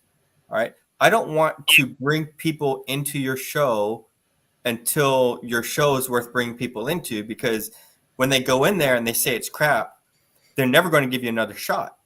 So wait until you have something good and then try to get the masses in there. Don't launch too soon. Don't have something substandard and try to maximize at that level. You either need to exercise some patience and get everything set up all at once, or run some private, let's work out the kinks of our systems shows and then launch afterwards. But yeah, I agree completely with you. When you launch a brand new candy bar and haven't vetted it yet, nothing good's going to come out of it. It could taste like laxative. Who knows? It could be laxative. Hey, look, and if you try to force it, it's pretty much shit. So I'm going to throw in some comments here. Brino Royce says, we're going to have a thriving relationship. You met young Brino last night. Let's see here. Good on you. Thanks, Brino. Appreciate you, bud. Let's see. There's a few others in the upstate that have outstanding shows along with Pro Wrestling Union. Yeah. See, and please don't, whenever I'm talking, don't let that be like that I'm implying that nobody else other than who I'm naming is any good, because that's not. I don't think it'd be further from the truth. It's just there are people that I have everlasting relationships with, that I work with consistently for the past 5 to 7 years, and it's who comes to my mind directly, or without thinking. Harry attends a lot of shows in North and South Carolina. Him and his cohort Chris Burton, Straight Up Wrestling Show. They do a lot in the area. And they're jam up guys. I think very highly of them. Just yeah. Being a fan first is why you have a good promotion. When serving people is your passion, you're going to come out on top. Hell yeah. And that's it. Mindset, man. I don't like. I'm not in this to get rich. I've never been in pro wrestling to get rich. You know. He says dilly dilly. Cool. And then Jimmy Ward says Shane Dorr just spoke gold. This was in reference to the weekly show versus the monthly show. It might make some people mad with that, but that's okay. What's pro wrestling if I'm not getting a little heat? I mean, I'm pretty sure with some of the shit we've said on the show today, I'm beyond the point of giving a fuck. So we're okay. I'm totally expecting. I'll be getting phone calls soon. So it's all right. It's all good. Oh, my messenger's already been lighting, and I'm just like, yep, Yeah, mine too. good for you. I heard your phone vibrate earlier. I was like, oh, this is not going to go good. And guess what? Do any of you give a shit? Because I sure the hell don't. And listen, PCW take critiques. You can't PCW success. PCW is a beautiful company, right? It's a lot of hard work has gone into it, a lot of sacrifice has gone into it. But is it perfect? No, it's not anywhere near perfect. Because if we were all perfect, why are we even? What reason do we even have to keep going, right? There's always areas for growth and areas for improvement, and it should be all of our mission to never stop improving and to never stop trying to get better, because ultimately, we're all imperfect people. We're humans, so we just need to keep striving. Always strive for perfection. Yep. So that involves never stop getting better. Right, man. Gentlemen, it's been a hell of a show so far. I've got to do a recap or a preview and I still got to recap a couple of items from the past week in professional wrestling. The only thing I'm going to give you for my thoughts overall in the last week, I had more fun on the road on Saturday than I did watching TV all week. I'll put it that way. There was better matchups at both shows than there was televised on Wednesday night and Thursday night. Yeah, I'll go with that. Wednesday and Thursday. Let's throw Monday and Friday in there too. You might as well hit them all. Look, man. All right, that Ricochet match to open up SmackDown was fucking hot, and ain't no way. I don't even like Sami Zayn, and that was a good match. Well, it's important. It's important to have one good match on the show. Rampage was hot for the most part. Ish. But I'm saying, I'm using that as an example. Well, at least they had one good match. Yeah. At least they had one. I mean, look, the go home for Dynamite, what it did for me was this. All it did was fuel the fire for the feuds. You predominantly ended up with meaningless matchups, but you had phenomenal promos. The Punk and MJF promo, and the Chris Jericho and Eddie Kingston promo, and you're building all these things. The Thunder Rosa Britt Baker spot. Yeah, there was a lot of great shit planted in there. And Friday night, James Drake was on fucking Rampage, and he went up against Keith Lee. That was my main point of watching Rampage. Oh, I didn't give a rat's. I don't give a rat's ass about that show. But he was on it, and I wanted to see him, and I love watching it, and it was great. I thoroughly enjoyed the match. You know what I thoroughly enjoyed? I thoroughly enjoyed that we made almost 2 hours on this show without even bringing up the big guys. I think that speaks volumes to what's going on in pro wrestling in the indie scene. It does, but you know what the problem with the indie scene is? Carnies. This page is around the world. So I've got people in the UK listening to this, and they don't know either one of you two yet. Whether or not they come to the States and find out is another thing. Fuck around and find out, guys. But it is what it is. I've got to appeal to the masses. I got the whole thing that I have to cover. I can't just stick to indie, and I also don't like to break it in sections either. I don't want to do one show based on the indies and one show based on the mains. No, because it's all pro wrestling, and it's Well, all then you got the indies feeding into the main, so it's all a reason for it. I mean, it's pathway. You can't talk about one without talking about the other. And we like to pick and poke fun. Yeah. WWE, oh, they suck so bad. Whatever. It's all fun and games, and at the end of the day, it's all pro wrestling, and it's all still something we are passionate about. And if you're not passionate about, you're in the wrong business. And it's okay to critique, right? Yeah. I think it's important to critique, and I think it's even more important to receive critique and being willing to adapt or change. So I think that's what makes the two companies oddly different. You have one company that is just so massive and it appeals more to stockholders, I think, than the fan base. And then I think you have another company that's more like, for lack of better words, more indie, right? It's somebody that has a passion for wrestling and a passion for people, and just cares about appealing to the fan base. You just opened up Pandora's box with me, right? Well, hey, ladies and gentlemen, this is the end of the show. We're nearing 2 hours. Thank you and good night. Oh, no. You're gonna have now. I'm gonna ask you the most difficult question. I'm gonna ask you, probably since you and I've known each other. Oh man, my wife's calling again. Yeah. Tell me about the end of the match with Daddy Daughter Dance. What the fuck was that? Man, we cannot be talking. Man, you cannot be bringing that up. Come on now. Hey, the ref's hand hit 3. Come on, call the match. Ring the bell. 1, 2, 3. Ding, ding, ding, ding, ding, ding. Okay, because I couldn't tell from where I was sitting, and Michael King said the same thing when we were outside. It was like we couldn't tell if the first time he went down counted as 1, or if that was him getting down and then to count 1, 2. Well, there's no footage that I know of, so I guess we'll never know. Trust me, camera girl got it. My compliments to her, because I was like, she moved so quick around that ring. She was floating. It was all, and I saw her walking in the parking lot. And I wanted to say, hey, but I was like, God, that would just seem weird to roll down your window and say, hey, by the way. I was just like, I'm going to keep driving. So her name's Gina, and she's absolutely incredibly passionate just about pro wrestling. And I didn't know if you guys knew this, but she's actually a trainee at the Palmetto Wrestling Academy as well. You've said that twice already. I mean, oh wait, so hold on. I just love messing with you guys. Go ahead. What'd you say, Ron? Are you telling me that all these people that are associated with Palmetto Championship Wrestling are all associated with Palmetto Wrestling Academy?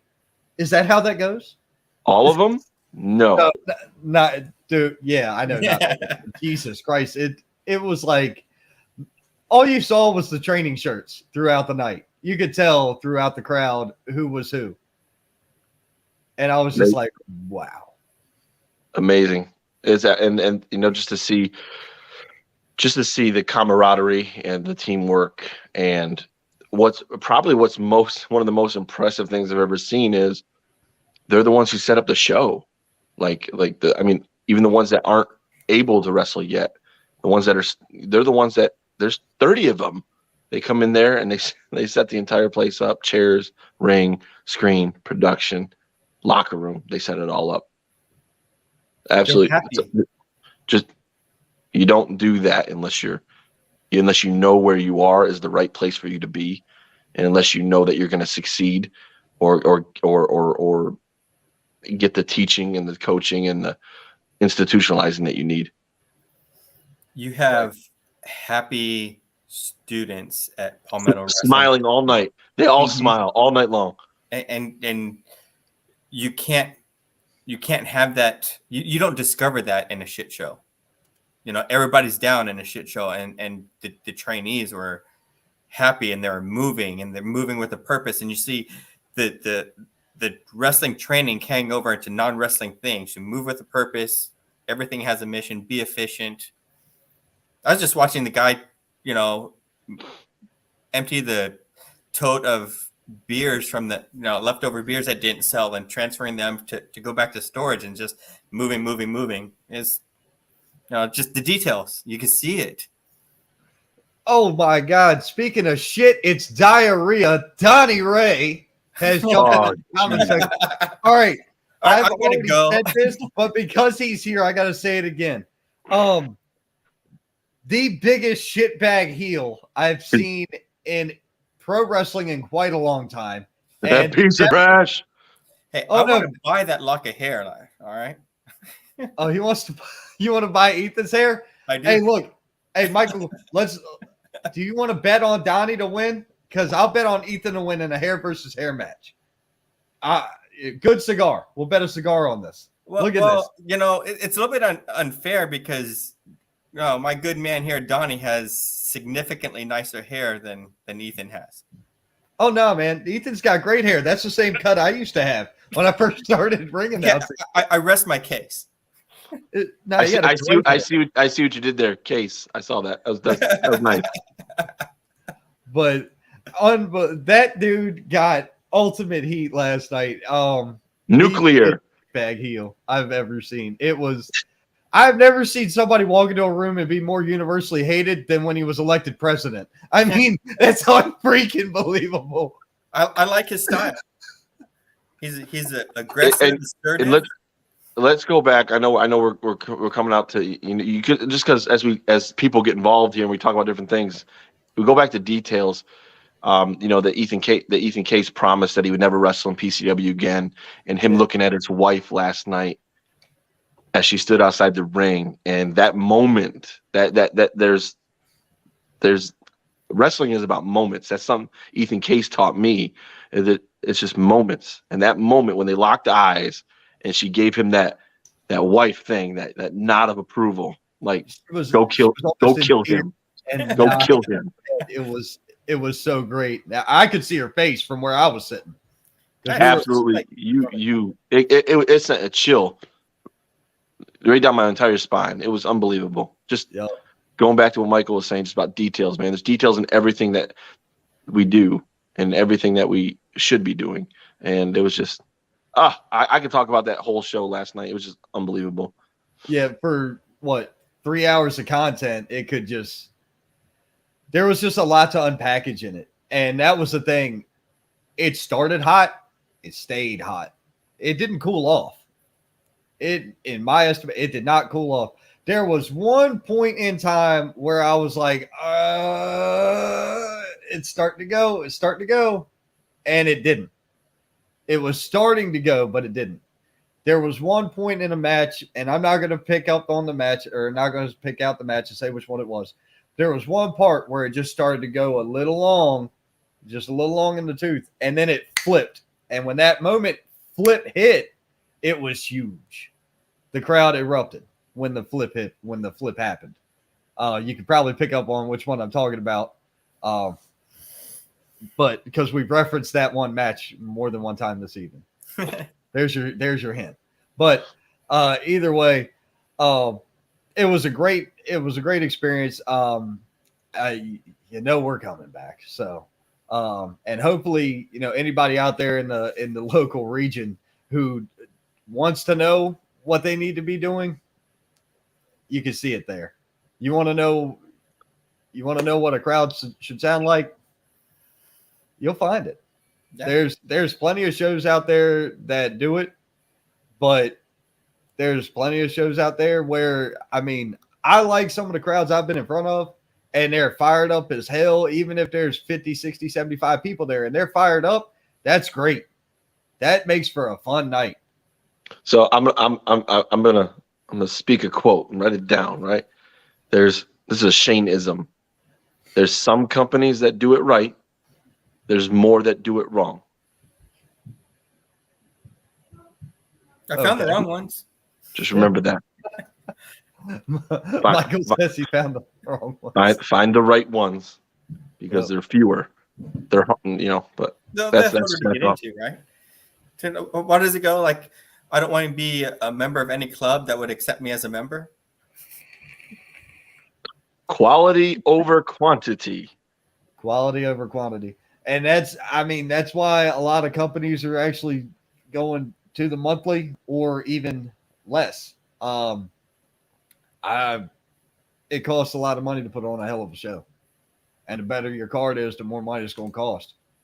Now, when you look at shit that travels, that's a different ball game because they're not the same crowd every night or every week. So they've got a constant influx of people that looks like they want to go somewhere. Right. And benefit shows are kind of another thing itself, because then you have other entities that's pouring into it to bring in specific people. Because it helps. I mean, you're doing a nonprofit, and so you're going to be able to get AEW, WWE people to come in there because somebody else is paying for them. All right. To answer this question, I couldn't even stay serious because that question came up on my screen. John Dixon is a former coworker of mine, in the real world, shoot job life. Because yesterday I spent an awful lot of time walking around and driving, and among other things, my neck hurts, so I'm relaxing in my fucking massage recliner with a neck pillow on. And enjoying my day. By the way, PCW's main sponsor is Midlands Family Chiropractic. We can help you with that too. That's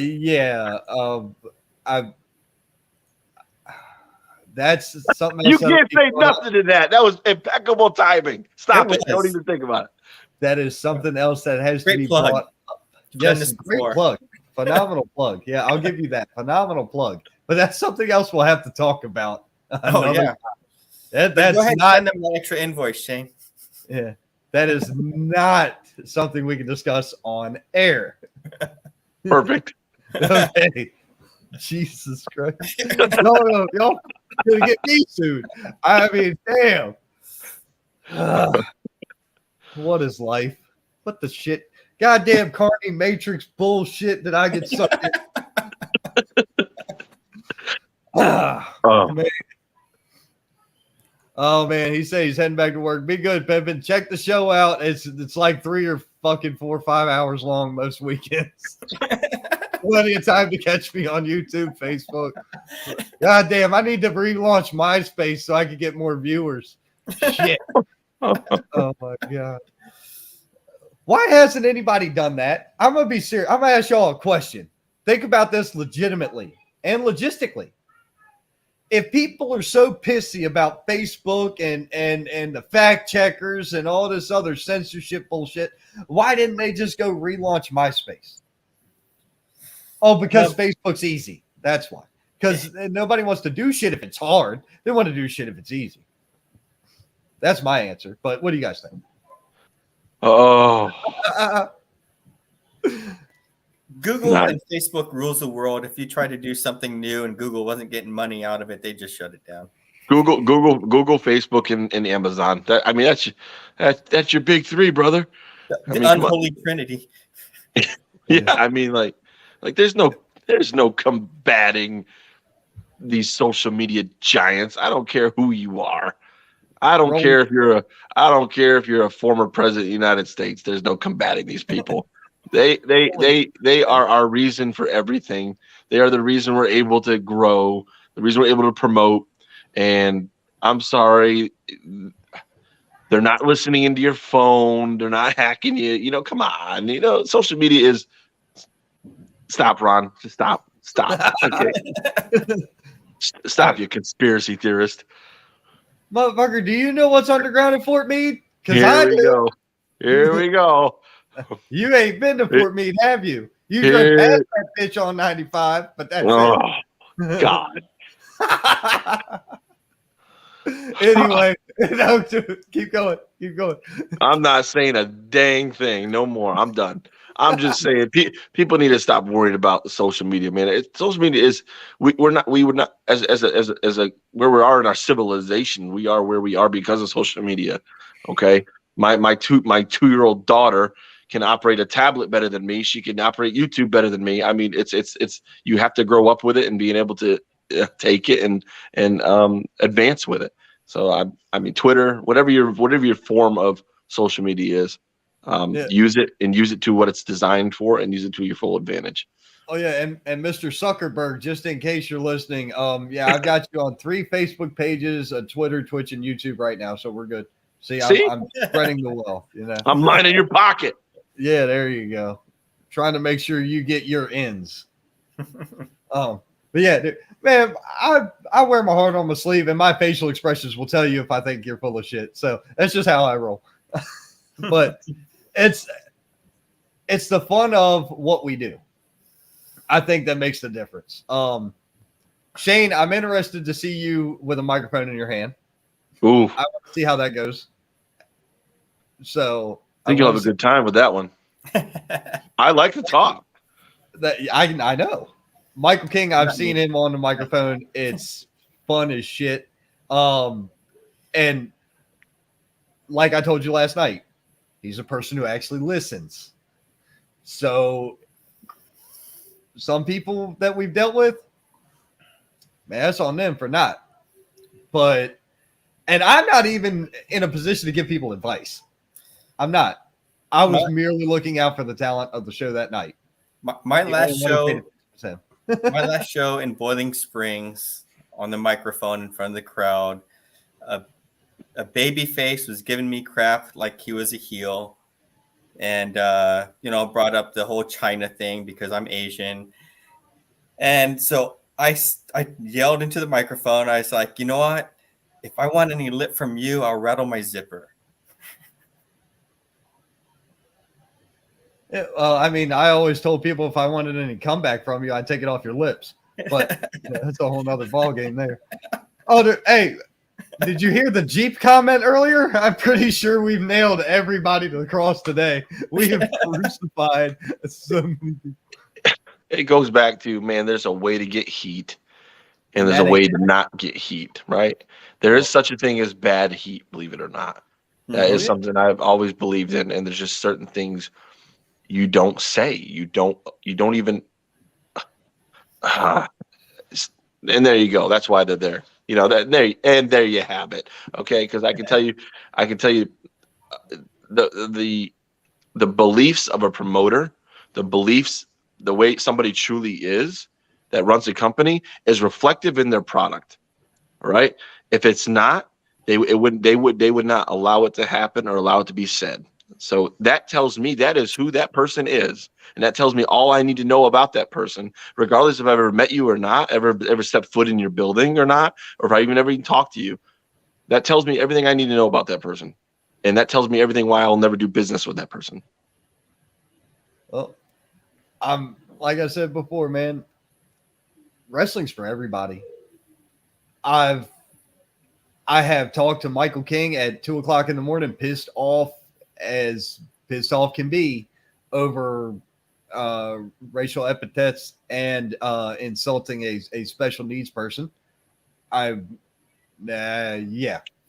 Oh God, the emotion that goes through your mind when you have a live microphone in your hand and you see said person is a whole nother ballgame.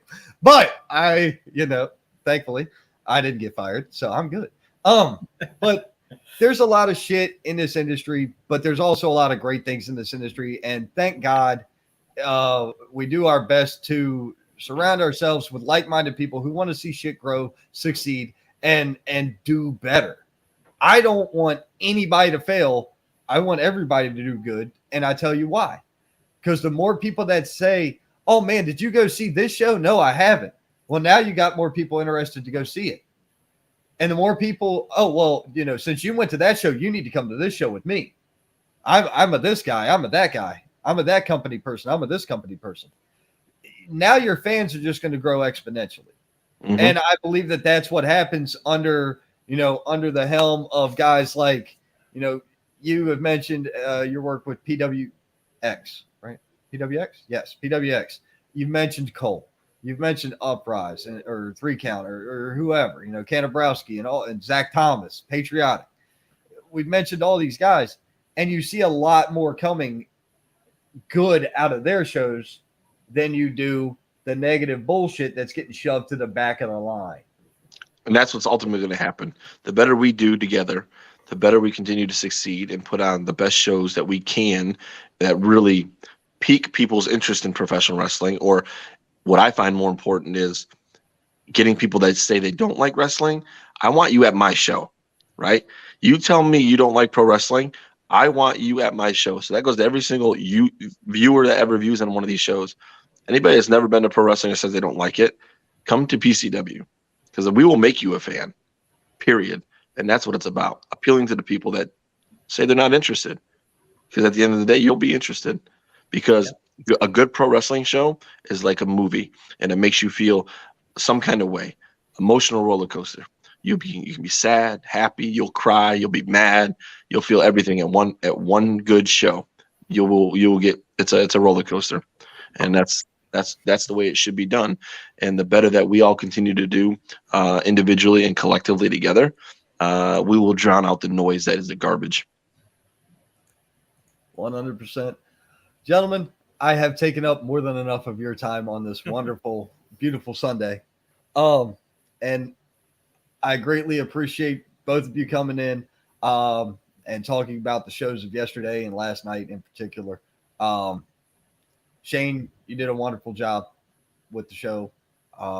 Jimmy and everybody at AWL, Casey, Gavin, if any of you are still watching this, even though we've been talking PCW for the last good bit, y'all did a phenomenal job.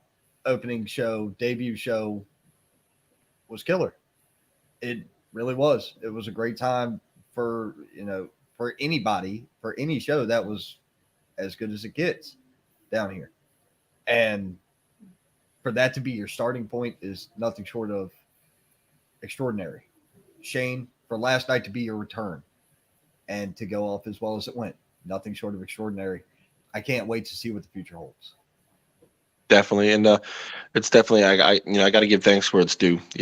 Henry Sugars of Palmetto Championship Wrestling, Ethan Case and Morgan and their entire family, the family of trainees, the Palmetto Wrestling Academy. Without any of them, Dave Foster, Elliot Post, and the ring announcer, without any of these guys and these gals and these students, this company would cease to exist. So it's a collective team effort, and it's one that where teamwork and camaraderie is preached. Without them, we'd be nowhere. So it's just everything last night goes back to them. So we're just appreciative that y'all came out and witnessed it firsthand, and we just look forward to April 9th and onward. And Shane, let me say goodbye with this. Besides, thank you for the show. Just want to let you know that your program has made me a brand ambassador for PCW. That's what it's about. We appreciate you, Michael, and Ron, for coming out, and definitely keep helping to spread the good word. We'll see you at the show, man. See you at the show next month. Yes, sir. All right, guys, appreciate you. Hey, you fixed the website, right? You fixed the website. Website's good. Man, now? we're almost sold out, brother. Come on, you know that. Come on. Oh, nah, everybody can go tickets. Get tickets now. April 9th for Bad Vibes. PalmettoChampionshipWrestling.net. Hell yeah! All right, ladies and gentlemen, Shane Dorr from Palmetto Championship Wrestling, the Asian sensation Michael King, manager of champions. Thank you, gentlemen, both. You guys have a great evening. Appreciate you guys. Yes, thank you both very much. All right. All right, bye. Holy balls. While that went a lot longer than I anticipated, it was phenomenally just a great conversation. So we're getting ready to go ahead and get started on talking about, previewing AEW's their card for Revolution tonight. Touching on a few points from earlier in the week. Like I said earlier, the promo work between Jericho and Kingston was on par. It was right there. It's hitting the home run. They're calling their shot. Are they going to hit it? They got to hit this mark. Same goes with Punk and MJF. You look back at dog collar matches. Some of my favorites would be Piper and his dog collar match, as well as the dog collar match with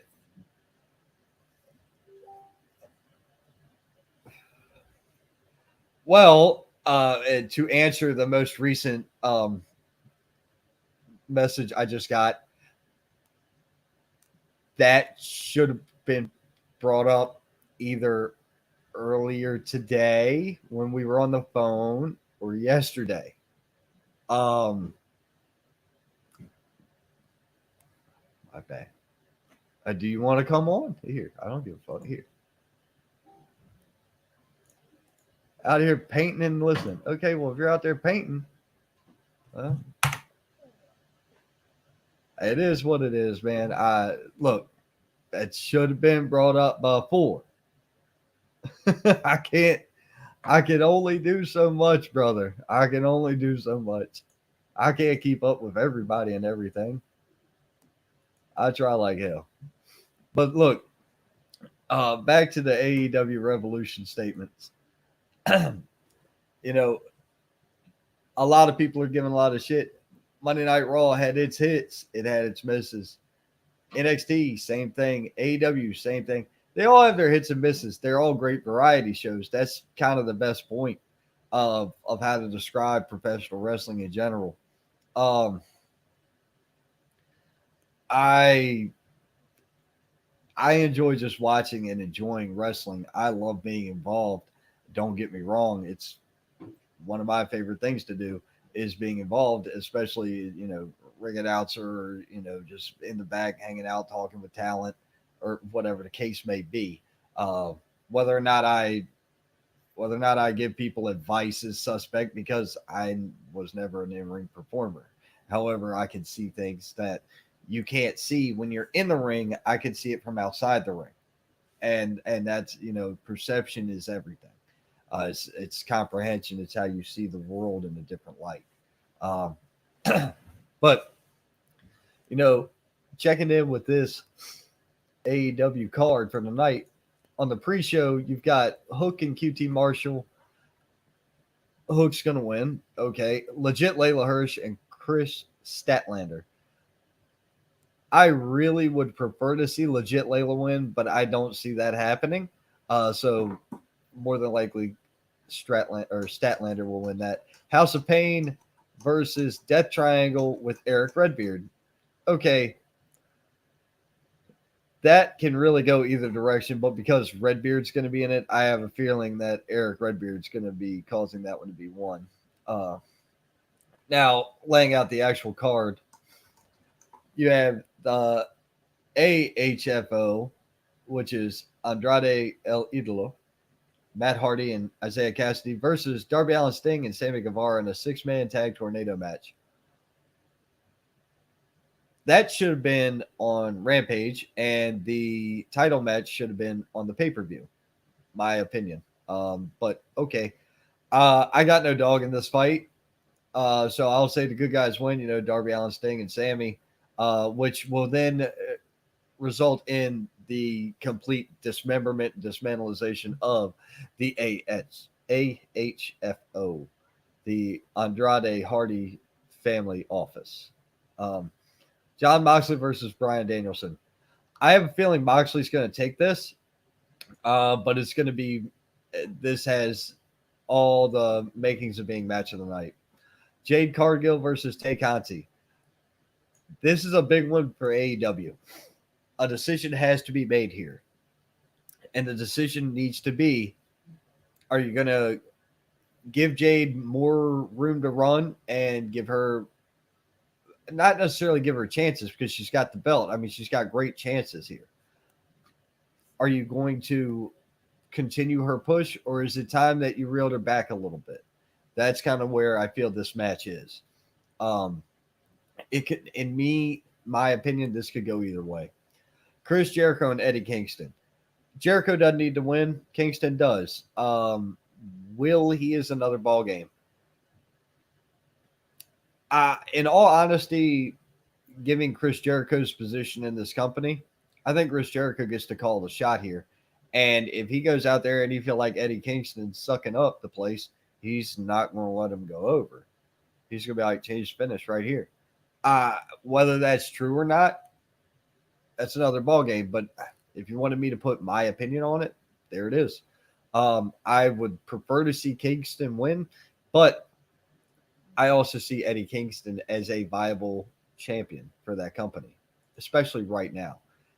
He's on this meteoric rise, and I think he would be better suited for a heel to take the title off of because of how popular he is right now. Keith Lee versus Orange Cassidy versus Powerhouse Hobbs versus Ricky Starks versus Wardlow versus Christian Cage. Face of the Revolution ladder match. I want to see Wardlow win this. However, I can't see them pushing him for some ungodly known reason.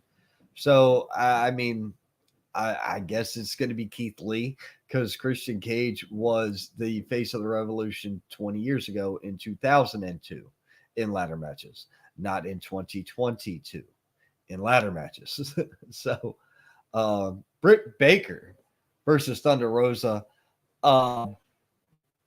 Is it the right time for Britt to drop the strap? I really don't know. Her run has been great. I've thoroughly enjoyed her as champion, but I believe that she needs a serious competitor.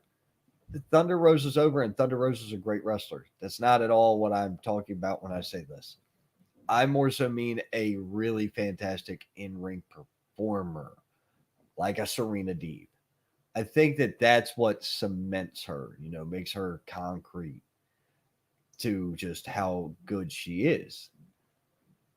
Is this that match? I don't know. I guess we're going to have to see where it goes. I don't see Britt Baker losing the strap to Thunder Rosa just yet. That's just my opinion. CM Punk, MJF, dog collar match. Punk versus Raven. If you haven't looked this up, go check out Old School Ring of Honor. Oh, because Tony Khan bought it. You'll be all about it now.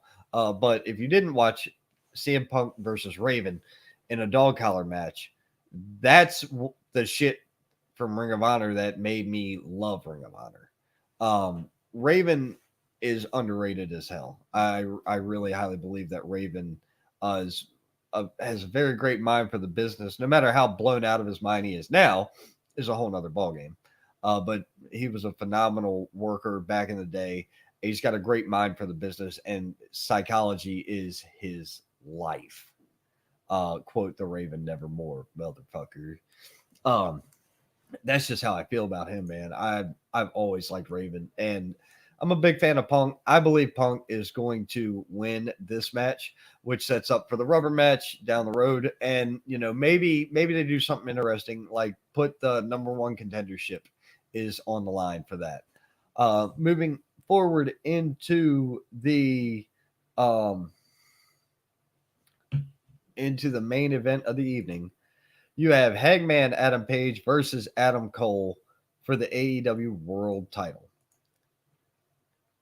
Guys, here is the deal. Here's the absolute deal. I absolutely love how this is being built.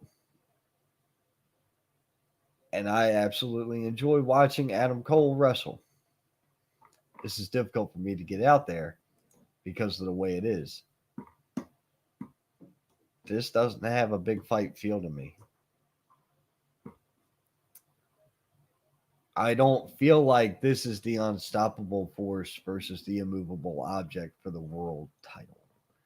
I don't feel like this is main event. I don't feel it. I don't feel it on any level. I like Adam Page. I like Adam Cole. I've liked Adam Cole since I saw him in Ring of Honor. But this just isn't it. I don't know what it is about it. It's just not it. It's not it for me. And I don't know why it's not it.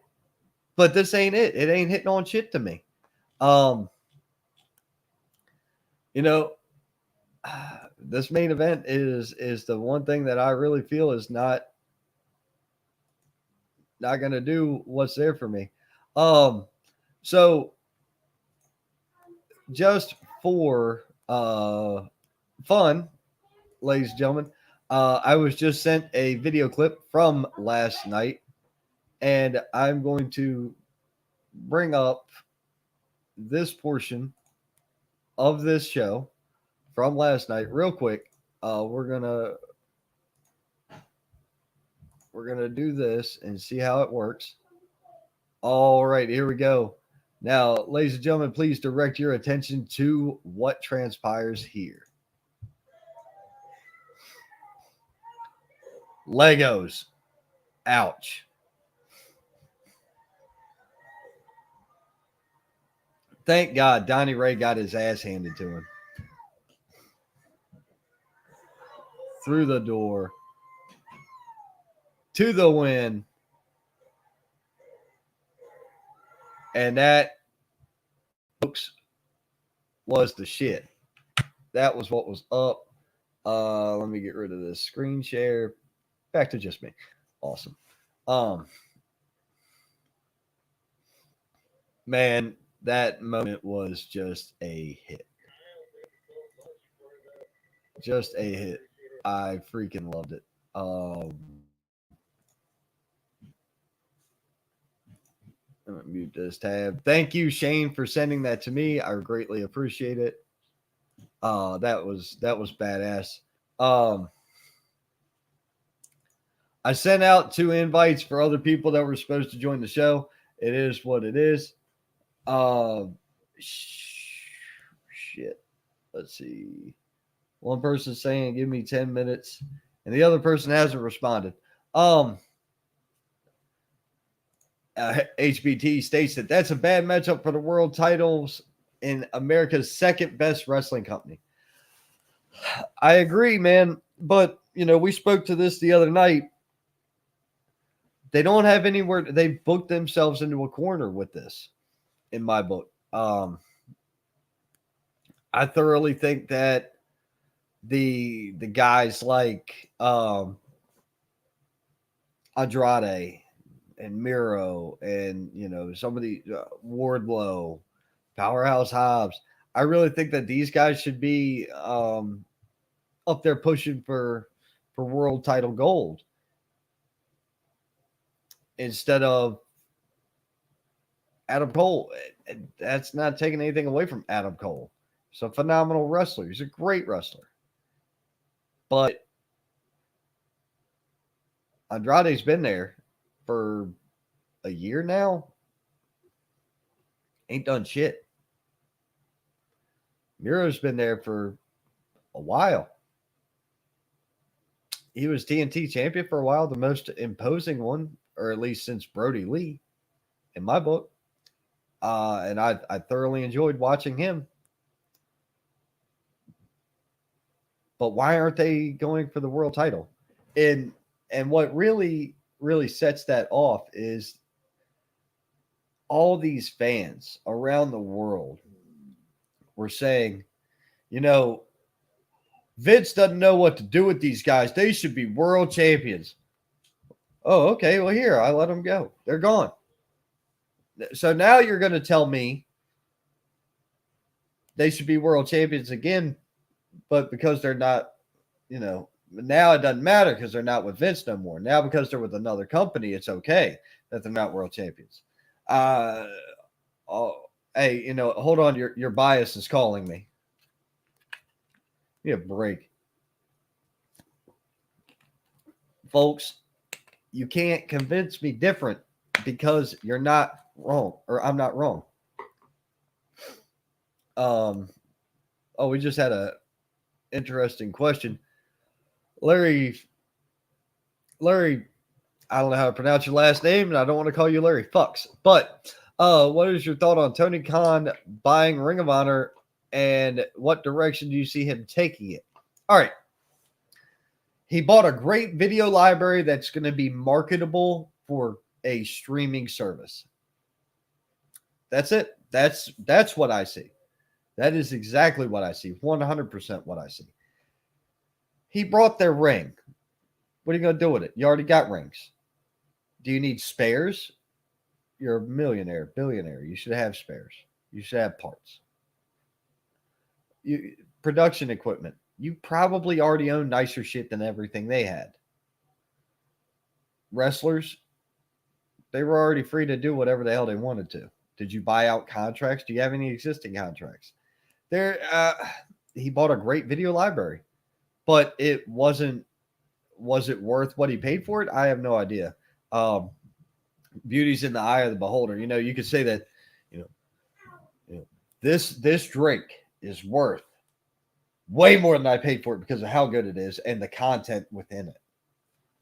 Does that mean it's worth more to you than it is to me? I don't know, but it's mine. So, I mean, I don't know what he's going to do with it. I think it's cool if he's going to just make the leap and make it a streaming service and go that direction. I think that's fine. But if he's doing it to make another brand, that's a bad idea because he can't keep his own shows straight now for the 3 hours he puts on TV. They're convoluted and just fiascos and all over the place. And you got run-ins and malarkey and this is how you get TV time, multi-man matches and freaking, whatever the shit that is. I just don't see it as Ring of Honor like it was. I remember a couple years ago, I was talking to a buddy of mine from Maryland. I had lived down here for a couple years, and hell, we went to school together, and we hadn't talked to each other in quite some time. But he was like, "Hey, man, are you still watching wrestling?" I'm like, "Of course." He said, "I keep hearing about Ring of Honor. What's it about?" And I'm like, "Oh, man, Ring of Honor is pretty dope. You should check it out. You'd probably like it." Well, he goes to watch it, and the first thing he sees is Dalton Castle. He goes, "What the hell is this guy?" I'm like, bad example. He goes, "This shit sucks. It's more cartoony than anything." I'm like, "Well, yeah, tonight, you caught it on a bad night, man." But, when I look at Ring of Honor, I look at CM Punk and Bryan Danielson and Samoa Joe. And, I look back at that. I don't look at the last iterations of it. I don't look at anything beyond Sinclair. Yeah, Dalton Castle. Oh,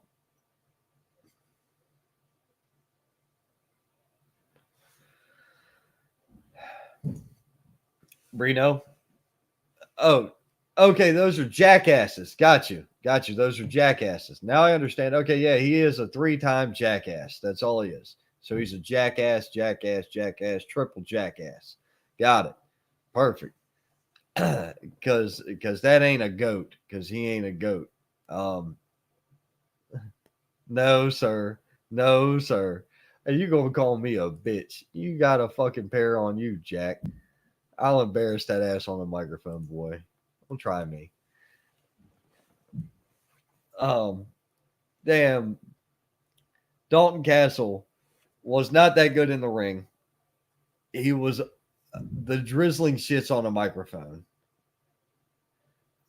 His cadence and his persona got him somewhere.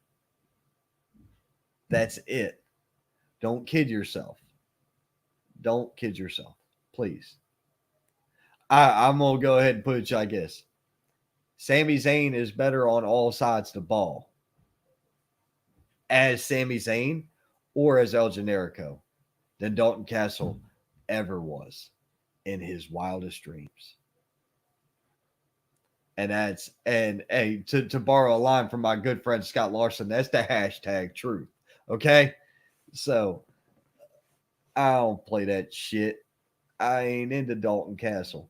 I got nothing for him, man. Effie versus Jeff Jarrett was better than Dalton Castle. Castle can work. Ain't nobody saying he can't work. It's not a... Bro, you can fucking work. You work. And you work good. The difference is believability. Ain't nobody gonna buy that shit. From him, from you, yes. From him, no. Sami Zayn isn't a low tier competitor. He's a solid worker who has great matches with better workers. Dalton Castle, just because you can wrestle don't make you a damn draw. Jesus Christ, dude. Like I said, you can outwork him. Why would I even be concerned with this? You could outwork Dalton Castle today. Today, you could outwork Dalton Castle. Moody could outwork Dalton Castle. We saw Moody debut last night. I'll go with that. Chase Emery, Luke Daniels. I can name a dozen people right here in the Indies who could outwork Dalton with ease. No problem. I don't care that he can wrestle. It's not just about wrestling. It's everything. Daniel Bryan can wrestle really well. He can also talk shit on the mic. And he also has a presence about him.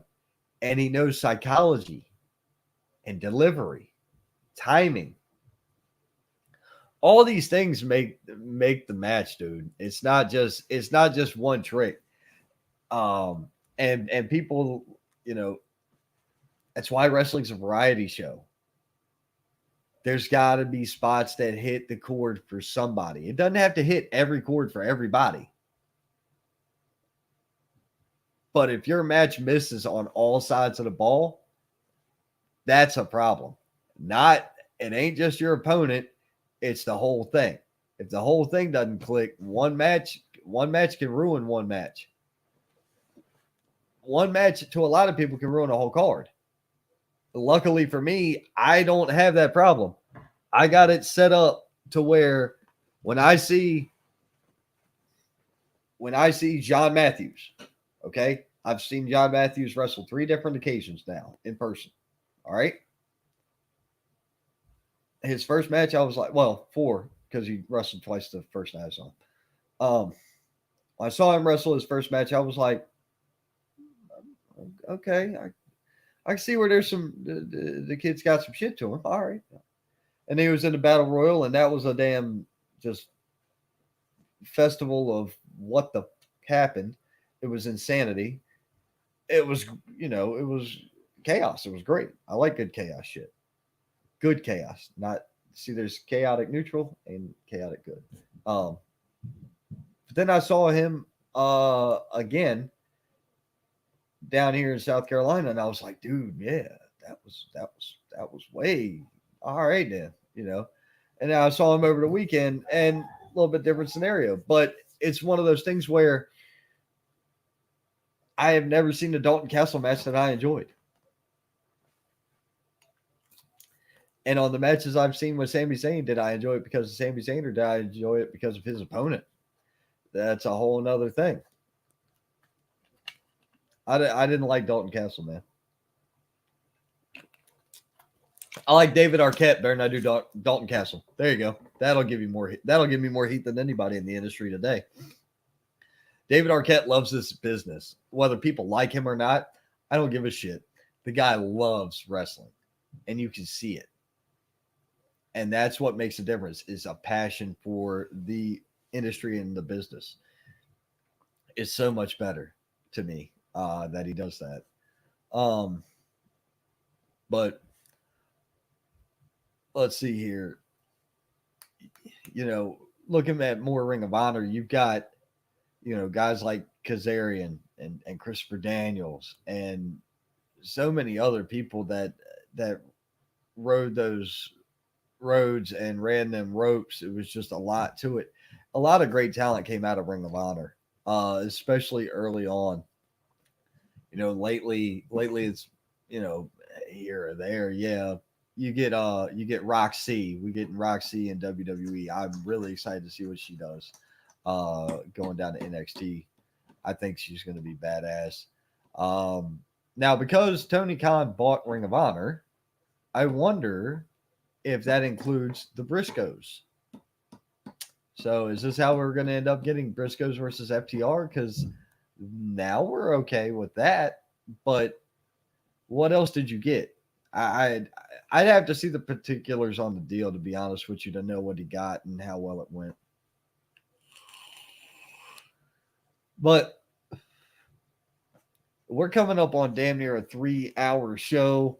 And I know damn well, time is of the essence for a lot of folks out there.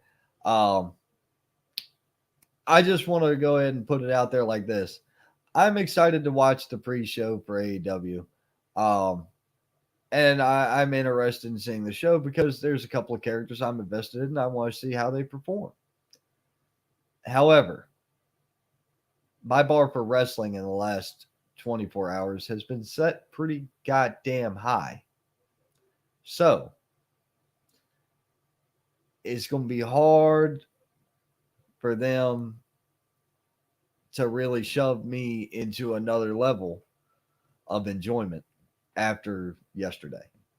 And I mean, I'm sorry for anybody that didn't get to experience live professional wrestling yesterday. If you didn't, why?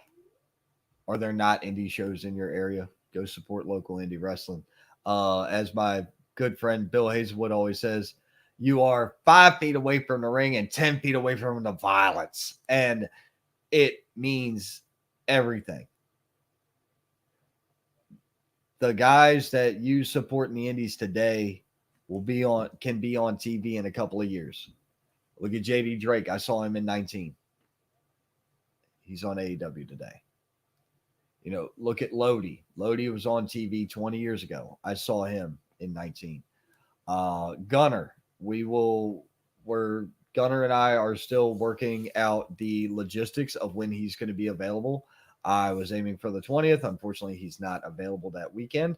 But him and I are still talking about having a show where he comes on and we interview him and talk about whatever he wants to talk about.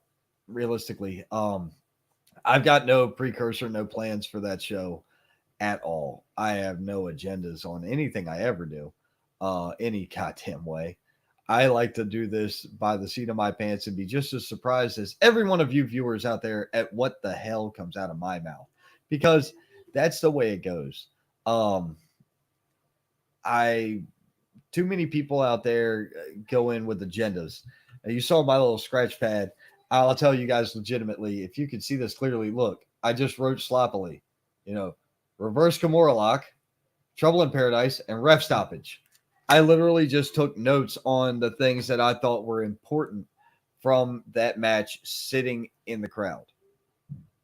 And that's kind of what fuels me to do this the way I do this. I'm not going to sit here and have a bunch of questions for him. A couple of questions I would ask him would be, talk to me about your time in TNA.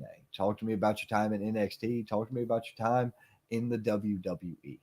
Those are preloaded, but I guarantee you he's already had those questions a million times. If he doesn't want to talk about it, guess what? It's not like I can force him to. What are his plans here on the indies? I know he's got some shows booked. These are the things that I want to know. Is there a desire to get back on television, or is there just I just want to chill? I've made my money. It's time to just relax and enjoy the rest of this ride. Who knows what he's going to say? Who knows, when we'll get him on here, but it's still in the works. It's still in the conversation. To all my friends out there at AWL, yet again, thank you all for yesterday. I greatly appreciate it. The Rob Killjoy, Jackson Sane, Dylan Dollar, Travis Roberts, Jimmy Ward, Gavin Ward, Casey Leanne, Michael King, Cole McAbee, Derek Vanderford, Chase Emery, Luca Daniels, Jackson Sane, Lazarus Black, Rob Killjoy, Dump Truck, fucking Truck Gang, Chris, let's see, I'm forgetting somebody, John Matthews, Soul Patrol, man, just so many people from yesterday. I got to thank Michael King. Thanks for, stopping and saying, hey, Chris Burton and Harry Bernard Taylor from the Straight Up Wrestling Show. Thank you. for being there yesterday as well. Really appreciate that. Can't wait to hear the commentary from that show. Let's see here. Then moving on, thanking everybody from Palmetto Championship Wrestling as well. Mr. Shandor, thank you for the invite. It was greatly appreciated and very well enjoyed. To anybody, especially the folks from that show that are following this show now, if you ever want to get on, all you got to do is send me a message. I'm really not peculiar. I don't have any really big rules. We try not to bury anybody, and we try to keep politics and bullshit out of it. Beyond that, I really don't give a shit what you do or say on my show, because it's you, not me. So therefore, I don't care. So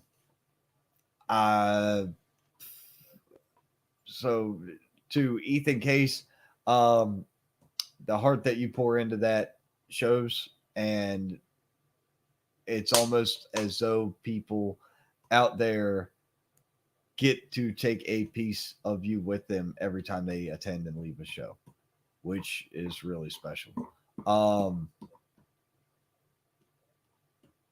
Man, Dave Foster, it was an honor. I thoroughly enjoyed that as well. Sugars, I was hoping you were going to grab the mic. I want to see how that goes in time. To Mrs. Case Morgan, seeing your emotion on the graduating class, just top notch. You can tell that you guys are super invested in what you do, and it makes a big difference. Yeah, man, that's pretty much everything I've got for the day. Cole Maccabee, as always, thank you for chiming in. To everybody else who commented in, I appreciate you, and you will be able to catch this on your on podcast networks. Don't ask me which ones, because it's on a lot of them. But you can always catch me right here every Sunday, 4 p.m. Eastern Standard Time, bringing you the Wrestling Wire. We are on 3 Facebook pages: Twitter, Twitch, and YouTube. And so hit that like, hit that share, hit that subscribe, react, comment in. If you got questions after the show, shoot me a message and we'll do what we can to get you on there. We got a few minutes now before the pre-show starts for AEW. So ladies and gentlemen, let's go ahead and drop right into that one. It's been real. It's been fun. Hell, it's been real fun. I thank you all. I love you all. And I'll see you at the shows. Thus proclaimed. The Saint.